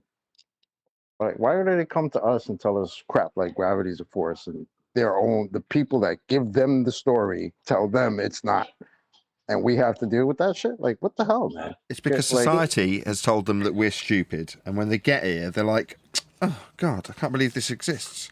Are you guys stupid? That's how they enter. And then we say, well, you're talking about gravity as a force, you're the dumb one. And they're like, but I've got consensus on my side. They told me you would be stupid. They just can't quite freaking believe the reality of what flat Earth actually is when they've been told. Here, I mean, not normally. If they went on Dave Weiss's channel, they'd have a riot and probably feel quite a lot better about themselves and go away knowing it's a ball, asking themselves, well, how far is the distance to the horizon? Or I shouldn't it laugh, just it could be a pisses me bigger off already. ball, or Dead. no, or it could just be a bigger ball. Shit like that. Yeah, Dave is freaking actively working against what we do, and if we ever browbeat him enough into using the arguments that we would recommend, like Black Swan, what he does is he takes them, butchers them, and dilutes them, and makes them nonsensical and useless. Butches them. He does worse than butches them. He butches them, then tramples all over and makes Yeah. it chop me. For that girl, we have Isaac Newton and Albert Einstein on our side. Excellent. Explain. Well, Isaac Newton didn't claim a force of gravity existed between the claimed masses, as is shown in his original Latin publication of Principia Mathematica. He also, several years later, wrote a letter to a Dr. Richard Bentley of his time, asking the man to stop ascribing innate gravity to him. You know what I mean? Yeah, so they called it Newtonian. Yeah. So they call it Newtonian, yeah. And then Albert Einstein done away with all the nonsense that came after Isaac Newton. He got rid of all that rubbish from CV boys and all these kind of people.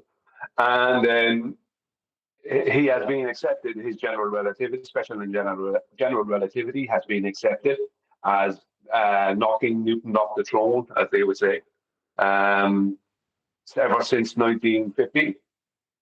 So she doesn't have, we have professors like Brian Cox. We also have Isaac Newton and Albert Einstein. We don't need Brian Cox at all. We've got the actual, the original people as our hostile witnesses. We have, it's just nonsense. The ballers think they have something. They always think they have something. And they don't, they never have anything. They always have the facts wrong. Nearly in every instance, their facts are wrong. It's shocking how often they're wrong. It's shocking.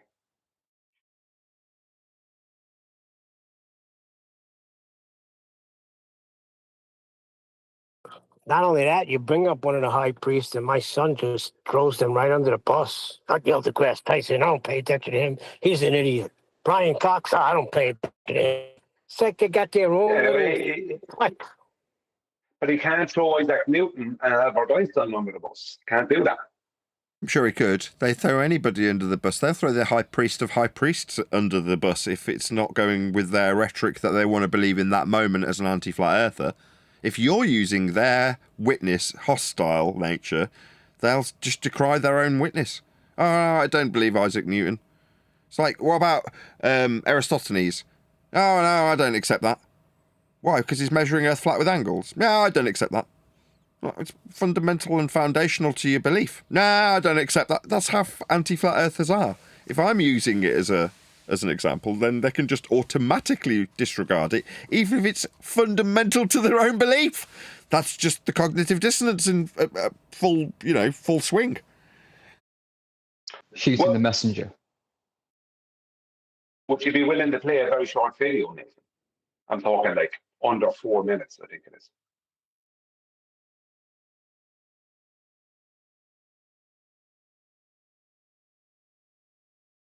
Nathan.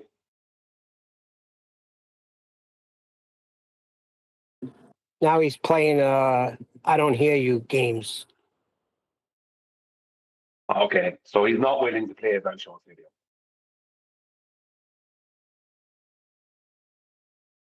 Actually, he's been playing the videos you put up. So I would just tell him where it is, Brian. No, this is a specific one I posted last night. I posted the Adam, but I posted the Master B. I don't think he's played these.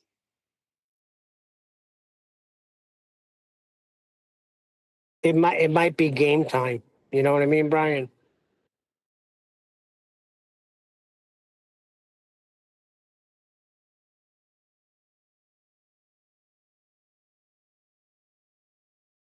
All right, I had to step away for a second. I thought you'd keep the conversation going. You were asked a question by Brian. Will I play a video is what I heard from the next room. What video? Where is it? I just posted it in Master B. It's based off of Ptolemy's, this man going through a very short explanation of Ptolemy's geocentric universe. So the idea... Whatever, how the universe is. But this is, listen to the reasoning. Now, there's another video that I have posted in Master B prior to this. I posted this one last night. I have another one I posted just prior to it. And it's a bit longer, but has the same kind of outcome. But this is good. Watch where he gets to. Of a flat Earth, a stationary Earth, around which the heavens moved, persisted, right up till about the time of Christ. In those days, there was an astronomer named Ptolemy. Now, Ptolemy was not necessarily the discoverer of all the information that he eventually became famous for, but he was known as being a very good writer. And what he did was he took all of the research of previous astronomers and he summarized it all into a book. And as such, it became known as the Ptolemaic model. He really just was a good writer. Okay? Nothing against being a good writer. What he formulated through this book was an explanation for the wandering stars, the planets. And here's how he did it. Here's Earth in the middle of it all. Okay? Now the planets, the sun, the moon, the stars, are all fixed upon a crystal ball. So picture... Now, maybe teaching people to suck eggs, but that's what it means in the most literal sense. Geocentric. Geo being Earth, center being at center, as opposed to heliocentric. Helios being the sun, and centric meaning the sun is at the center. I know that might seem really obvious, but to some it might not be, so I'll just sort of point that out. Picture a crystal ball around the Earth, okay? And on that crystal ball is, say, the moon. That crystal ball rotates, and as it goes around the Earth, the moon on that crystal ball also goes around the Earth. The sun would do the same thing. And the planets also would do the same thing. Now, the varying size... Again, it pains me to do it as it seems obvious, and visually, that is precisely what you will see if you look up. Anybody disagree? Size of the crystal... Oh, sorry, go ahead. I said no, I don't disagree. Crystal ball would determine how quickly the planet moves across the sky, or the moon moves, or the sun. But the 5 planets, these wandering stars, planetos, they had this unusual habit of moving west towards the east for a period of time and then east towards the west. It's a lie. No, they do not. Right, so what we're seeing on screen now is a snapshot of the position of the quote-unquote wandering stars night after night after night. Now, if you track them and put this snapshot of where they lie with the preceding night also shown as a dot, then it can be described as them moving back upon themselves, but they're not. None of the wandering stars move backwards.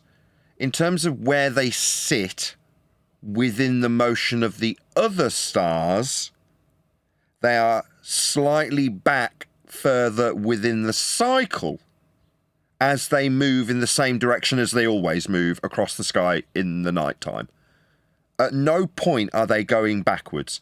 It is complete nonsense to assert it, and it's an extrapolation of this snapshot way of presenting these lights.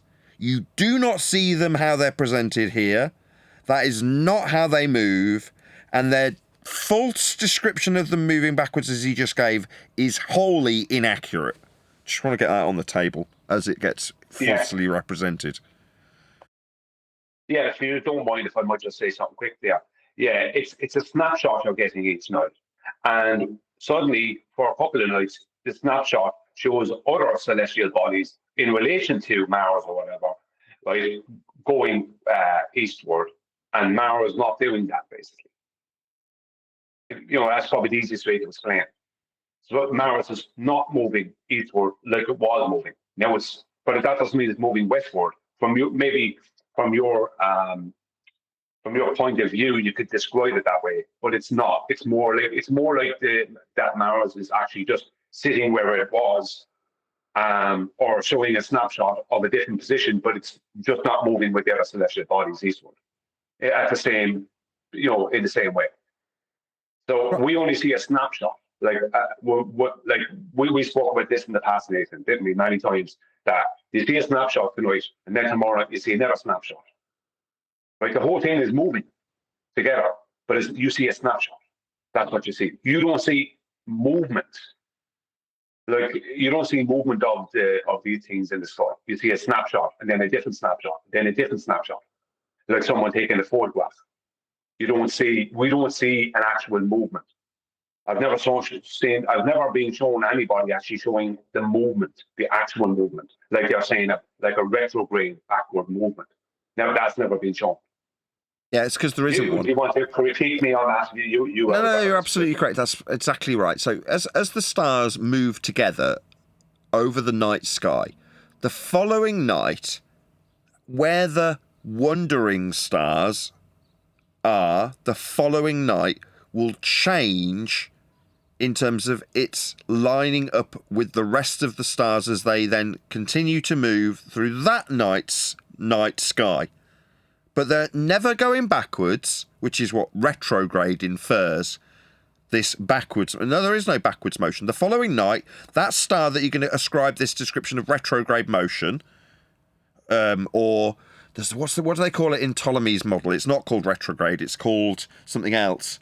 I can never bloody remember this title that Ptolemy I can't used. either. What's the bloody word for it? It's going to drive me nuts if I don't get it in this. I can't remember. Come on, there's loads of you here. What's retrograde motion called in geocentric terminology?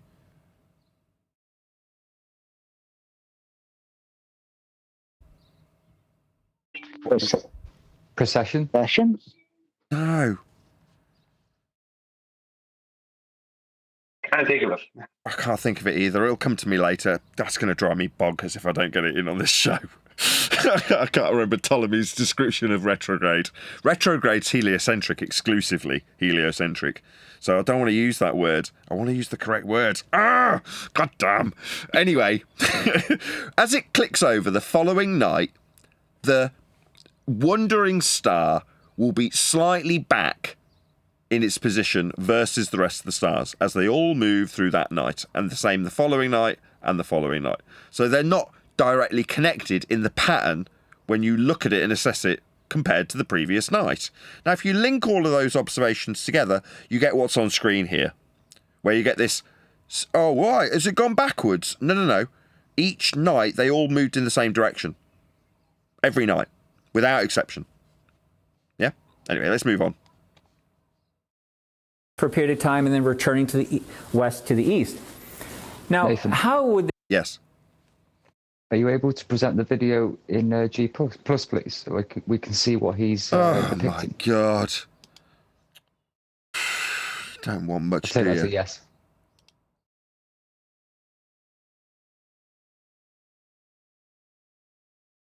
There, you happy now?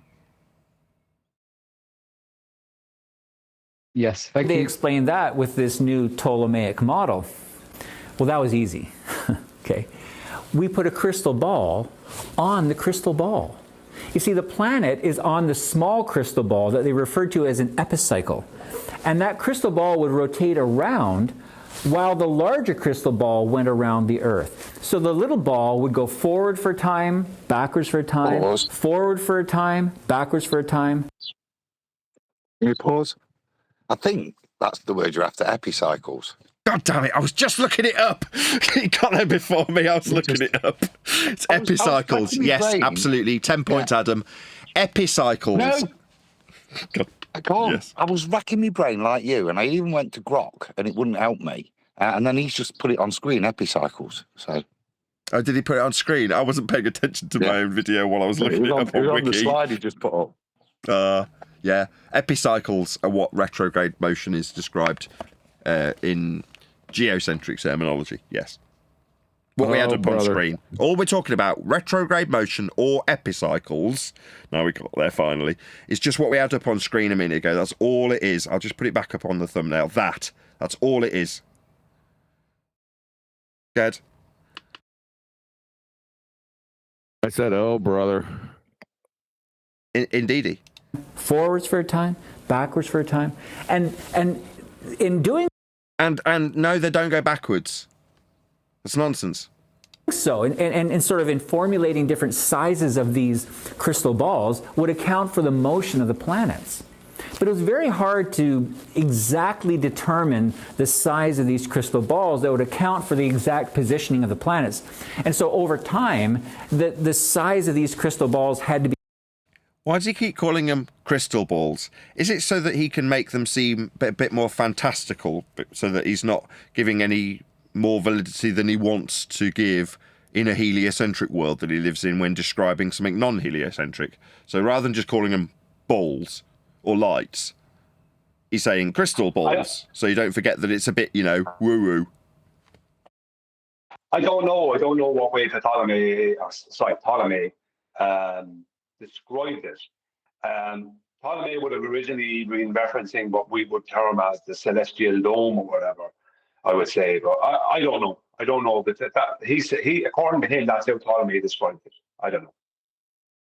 To be adjusted because they get them Why would you wrong. say anything?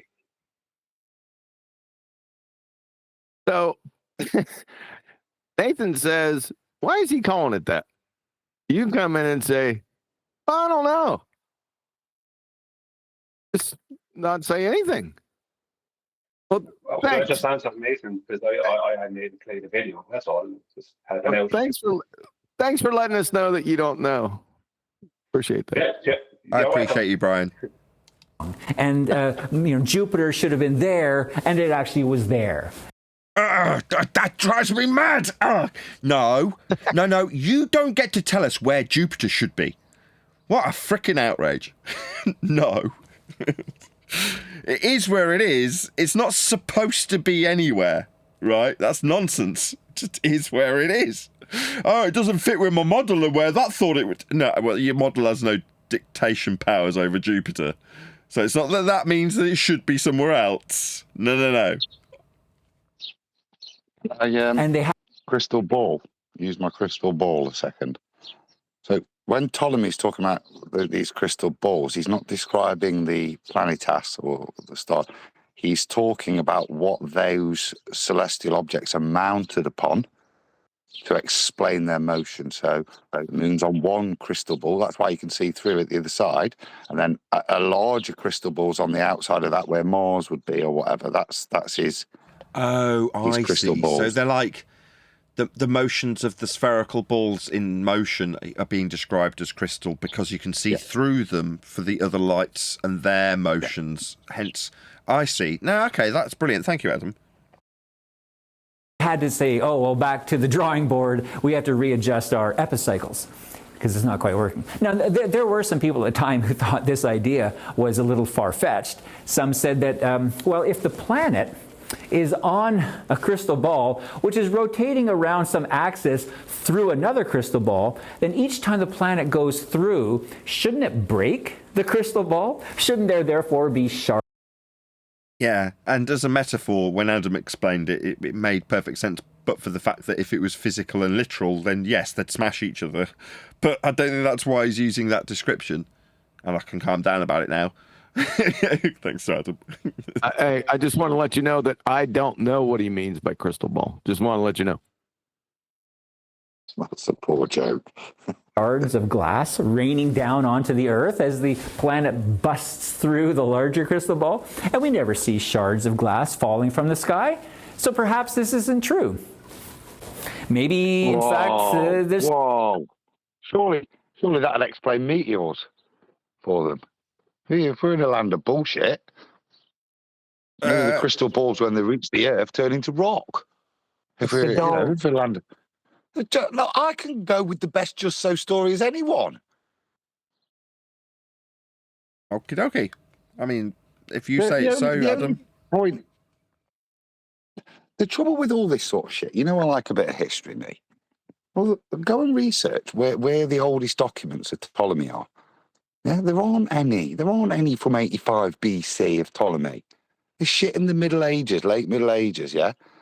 Supposedly being copies of manuscripts that are copies of copies of copies that have made the 1,000 years before they're then discovered again. Yeah? This is where... very dubious. Well, this is where Jaron was actually quite helpful 10 years ago, right? Pointing out when he was alleging that he was both a librarian and a pharmacist. I mean, that, whatever. But nevertheless, he was selling books and suggesting that, those timelines went back about 500 years in terms of what you could actually find when doing primary source research on people like Ptolemy. Yep, I'd agree with that. Well, I haven't done it myself. Like I say, I got that from Jaron, of all people, back when, in a very Alex Jones-esque way, he was putting out really good info 10 years ago. Yeah, he never did that. I just want to let you know that I don't know what the crystal balls mean. Just want to make for the record. Oh, well, how about we get Brian to explain it? Would that work? Brian, I don't like the way you're being treated lately. I think we got to take a stand here. I got your back. Thanks, Neil. Something different going on. Perhaps the Earth is going around the sun. Have we thought about that? And people who said that... Hold on. Should I be writing this down? Did he say something about maybe we're going around the sun? That's an interesting... Maybe we should look into that. We're confronted with arguments such as, if the Earth is moving around the sun, then it would have to do so at a great speed. And so wouldn't there be a constant gale force wind? How then can the birds fly if there's a constant gale force wind? Or if I drop a rock from the top of a large hill, wouldn't the Earth fall or move out from underneath it? So as it fell, the rock wouldn't fall below the spot from which I dropped it. It would... Can I just answer all of those questions with one word? Yes.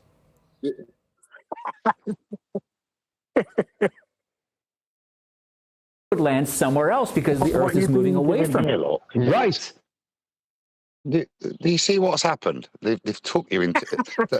Is this what Ptolemy said? Oh, one day I was thinking, no, this is just the historians making shit up as to why, with no substance, he suddenly thought, well, even though I'm thinking about everything going around me, because that's what I see, what if I reverse it? Yeah, well, that's nonsense, because that's as attributed explanation as to why he had these thoughts to switch everything on its head, make everything demonic, and reverse everything that he witnessed in reality. Yeah, 1,000 years later, or 2,000 years later, in this case, somebody's just making shit up about why he started this conclusion. This is what frustrates me with the history stuff. Yeah. Well, it's not from the document. It's just your apologetics, pal, as to why he just suddenly wandered into a world of orbiting the sun. Yeah, well, but the point in this, Adam, that he's going through now, and this is the best part of it, is he's pointing out the implications of what us going around the sun would be and what people said concerning that at the time, supposedly. But wait till you get to the end of it, right? It's almost finished. But that doesn't happen. In fact, when I drop a rock from a very high place, it lands directly below. So therefore, the Earth can't be moving. There's no wind. The rocks behave as predicted. Pause. The Earth must... So, thank you. So, Coriolis effect exists, but not applicable to the Earth. Yes. Yeah, we'd agree with that, pal. Must be stationary. But there's no shards of glass falling from the sky. So you can see there's a lot of confusion. But you know what they did? They applied what's called Occam's razor. O-C-C-A-M-R-A-Z-O-R. Occam's razor. Occam's razor? Occam's? Like Occam's healthy oats? Occam's. Occam's next to Melton Mowbray. The simplest explanation is... Hey, stop. That heuristic is never, ever applied in frigging science and natural science, you muppet. Occam's razor. And I probably don't even know what it is. It's applicable to fricking history. It's actually used, you know what I mean? It's how they get to historical theories by applying this. Basically, whichever's the least shittest explanation wins. Yeah. That's the standard that's being applied. The least shitty explanation wins. That's the best description of Occam's razor I've ever heard. That's brilliant. It is. It's really good, Adam. That was excellent. Was that completely off the cuff? Yeah. That was brilliant. That's going in the book, by the way. That's great. Yeah, that's Right. absolutely priceless. Probably right. So until you come up with a better idea, we're going with the crystal balls. Okay. So There until you you go. come up, That's what- you come up with a less shitty explanation. Until then, this stands. Yes. Okay, the Ptolemaic model, Earth-centered, geocentric is what they called it. This was the model of the universe. And it persisted for 1,500 years with constant revision. What are you talking about? We still use Earth-centered, Earth's fixed position data today, don't we? ECEF, right? And adjustments to account for the Sorry, go ahead. Well, they still do in astronomy also, because in astronomy and celestial navigation, their last step is vernal equinox, which places us on a massive stationary plane with moving celestial bodies. So the Ptolemaic model, as they call it, right, that paradigm is used still. It's like the final step in astronomy. That's why they cut out the whole 23.4 degree tilt of the globe and remove the globe, place it on a massive stationary plane, and have with celestial bodies moving around above us. That's more or less the last step. the positions of the planets. I'm telling you, the number one confounding issue among the ancient astronomers was the positions of the planets. They just couldn't get it right. And they still haven't. Whatever planets are. Yeah, exactly. Whatever they are, they still haven't got them right.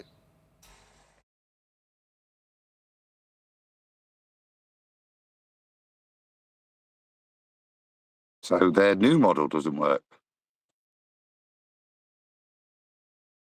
What I liked about that is it got to the point where he laid out the implications of what a moving out would be, and he didn't even try to go against it.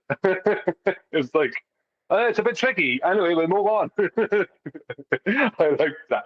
That's the part I wanted. So yeah, that is a bit tricky. We'll move on from now. Anyway, like because that there might be glass falling from the sky. Yeah, I like that he offered up Ptolemaic debunkings for heliocentrism and the movement therein, without a hint of irony, or without any apologetics for heliocentrism thereafter. It's like, well, here's their objections. And moving on. It's like, well, they still stand. You haven't overcome them in any way. There's another slightly longer video, about 9 minutes long, from, you'll know the guy, we've reviewed several of these videos. If you want to look at that, I can put it in there, post it in Masterby as well. Maybe later. I will. Okay. I just need to do. I just do need a little break. I just don't like to actually mention it verbally, but you kind of force my hand. No worries. I mean, obviously, that's now going to kill the conversation dead on its arse. So, I mean, I'm not going to get that break now. I'll have to sit here. I'll get the coffee shortly. Well, if you want to know about anything else I don't know about, just ask me.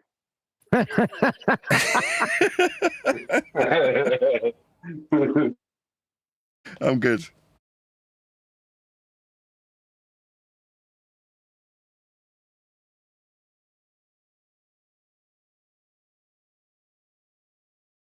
What can I say? It's a great day to buy a UK microphone. regulations state that employees must work 3 hours 45 minutes before they're entitled to a 15-minute break.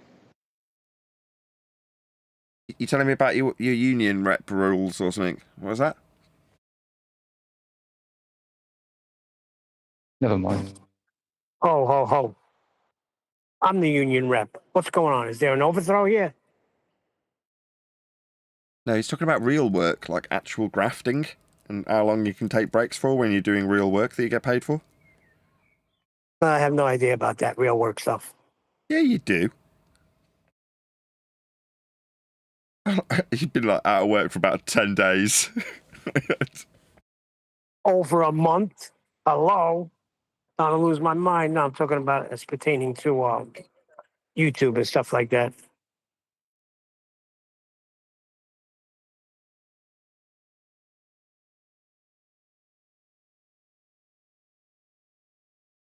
Did Adam leave? No, I thought Sensual was going to tell us about his break rules or break times, but he didn't.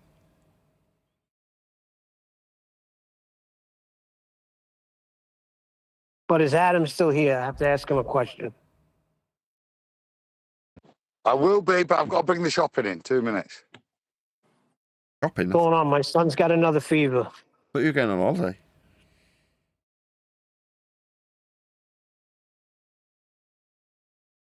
I suppose you still have to eat between now and when you actually go on holiday. Only reasonable. Adam, I'll send you a couple of messages if you can answer them. I know you're on vacation, but if you got a minute to answer them and tell me what to do next, I'd appreciate it. Is Adam already on vacation? Yes. Oh, okay. How lovely. Lovely that he's talking to us, I mean. Yes, Adam's dedicated.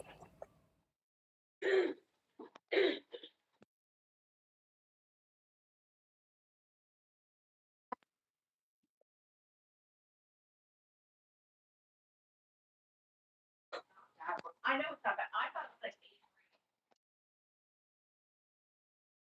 8. Really not. I thought it would be fun to sit here, but I won't order for this.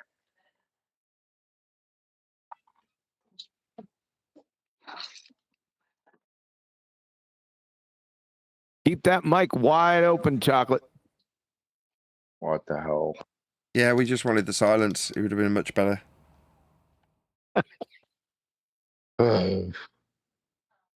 Sorry.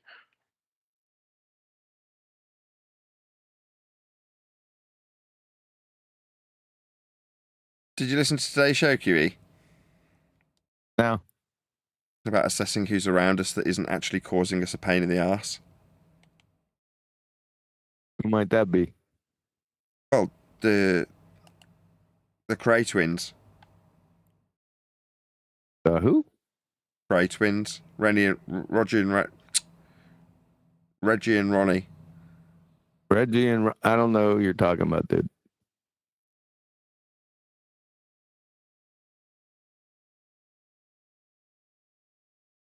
Awake Souls is one of them. I've heard that name before somewhere. Yeah, it's because he's an OG flat earther. Kiwi, what Nathan is not saying to you is Nathan is trying to claim that upward rising earthers and people who are claiming a Pac-Man map situation are not a problem. He would.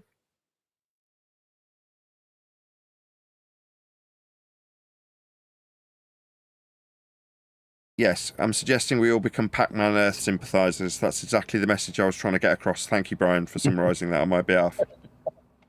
Well, you weren't doing much summarizing yourself, so someone had to step in and do it. What, wholly inaccurately. My attitude is they're not causing us a pain in the ass, right? People like Dave and Jaren are literally detrimental to what we do. It's not like they've just got a difference in opinion about a map or a model or something, right? They're actively causing us a pain in the ass, and always have done. Not really a pain in the ass. Only personalize it. Wasn't really a pain in the ass. It was just, they were just scammers. It's because you didn't want to do anything about it. I was like the only crusader on that mission. Oh, really? Felt yeah, very alone. sure. Yeah, right. Felt very unsupported as you all called me a shill and a sympathizer. I'll be on mute for the next 15 minutes in case anyone wants to know about what I don't know about. Thank you.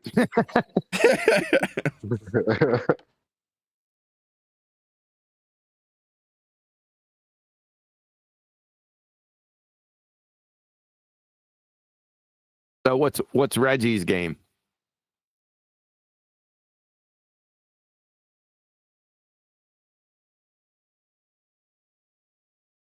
Thanks.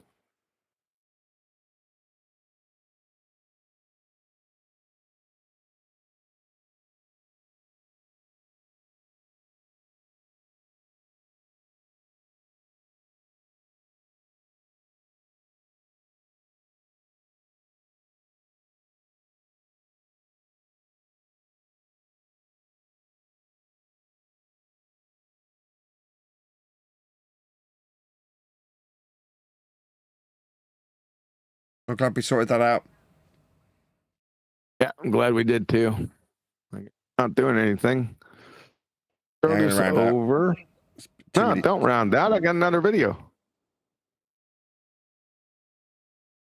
Just quickly, has Ew. anybody here heard of Robbie Davidson? Yes, I know Yeah. Robbie Davidson. I just there was a video on YouTube recently. Somebody made, some normie, I guess, about him converting back to the globe because of the final excrement. You heard about that? Yeah, I was vaguely aware of Robbie Davidson being a turncoat shill also. Shocking. What's Anything on the surprising is- anything on the Sorry. Bitcoin scam? The Bitcoin car scam. Yeah, he was in, or the crypto scam, Bitcoin. I don't even know. Whatever. Go ahead, Essential. The YouTuber described him as a leader in the flat Earth, but he has half the amount of subscribers as you, Nathan. Who? Davidson. Davidson's got over. No, Celebrate Truth is Robbie Davidson. Go look up Celebrate Truth.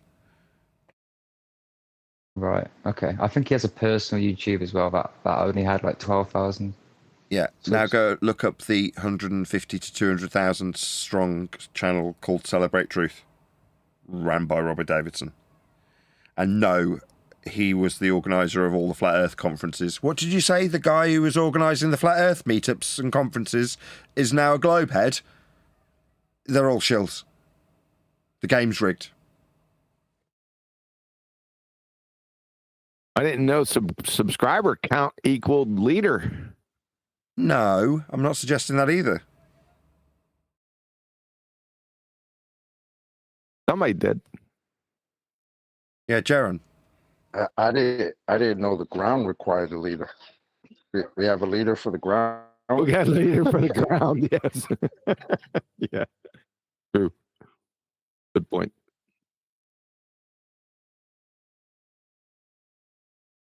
Well, Kim just got here. You can't close out the show now. Where do you want to go? What are you going to do?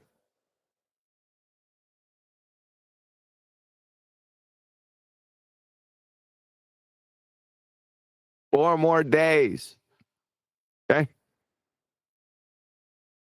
With that, I'm going to say another huge, massive, enormous thank you to both Discord and G Plus panels for making today's after show possible. And of course, a massive thank you to all of you for liking, commenting, sharing, subscribing, joining as a Nathan Oakley 1980 channel member, and all that good stuff. I've been Nathan Oakley, and I will see you all in the next video.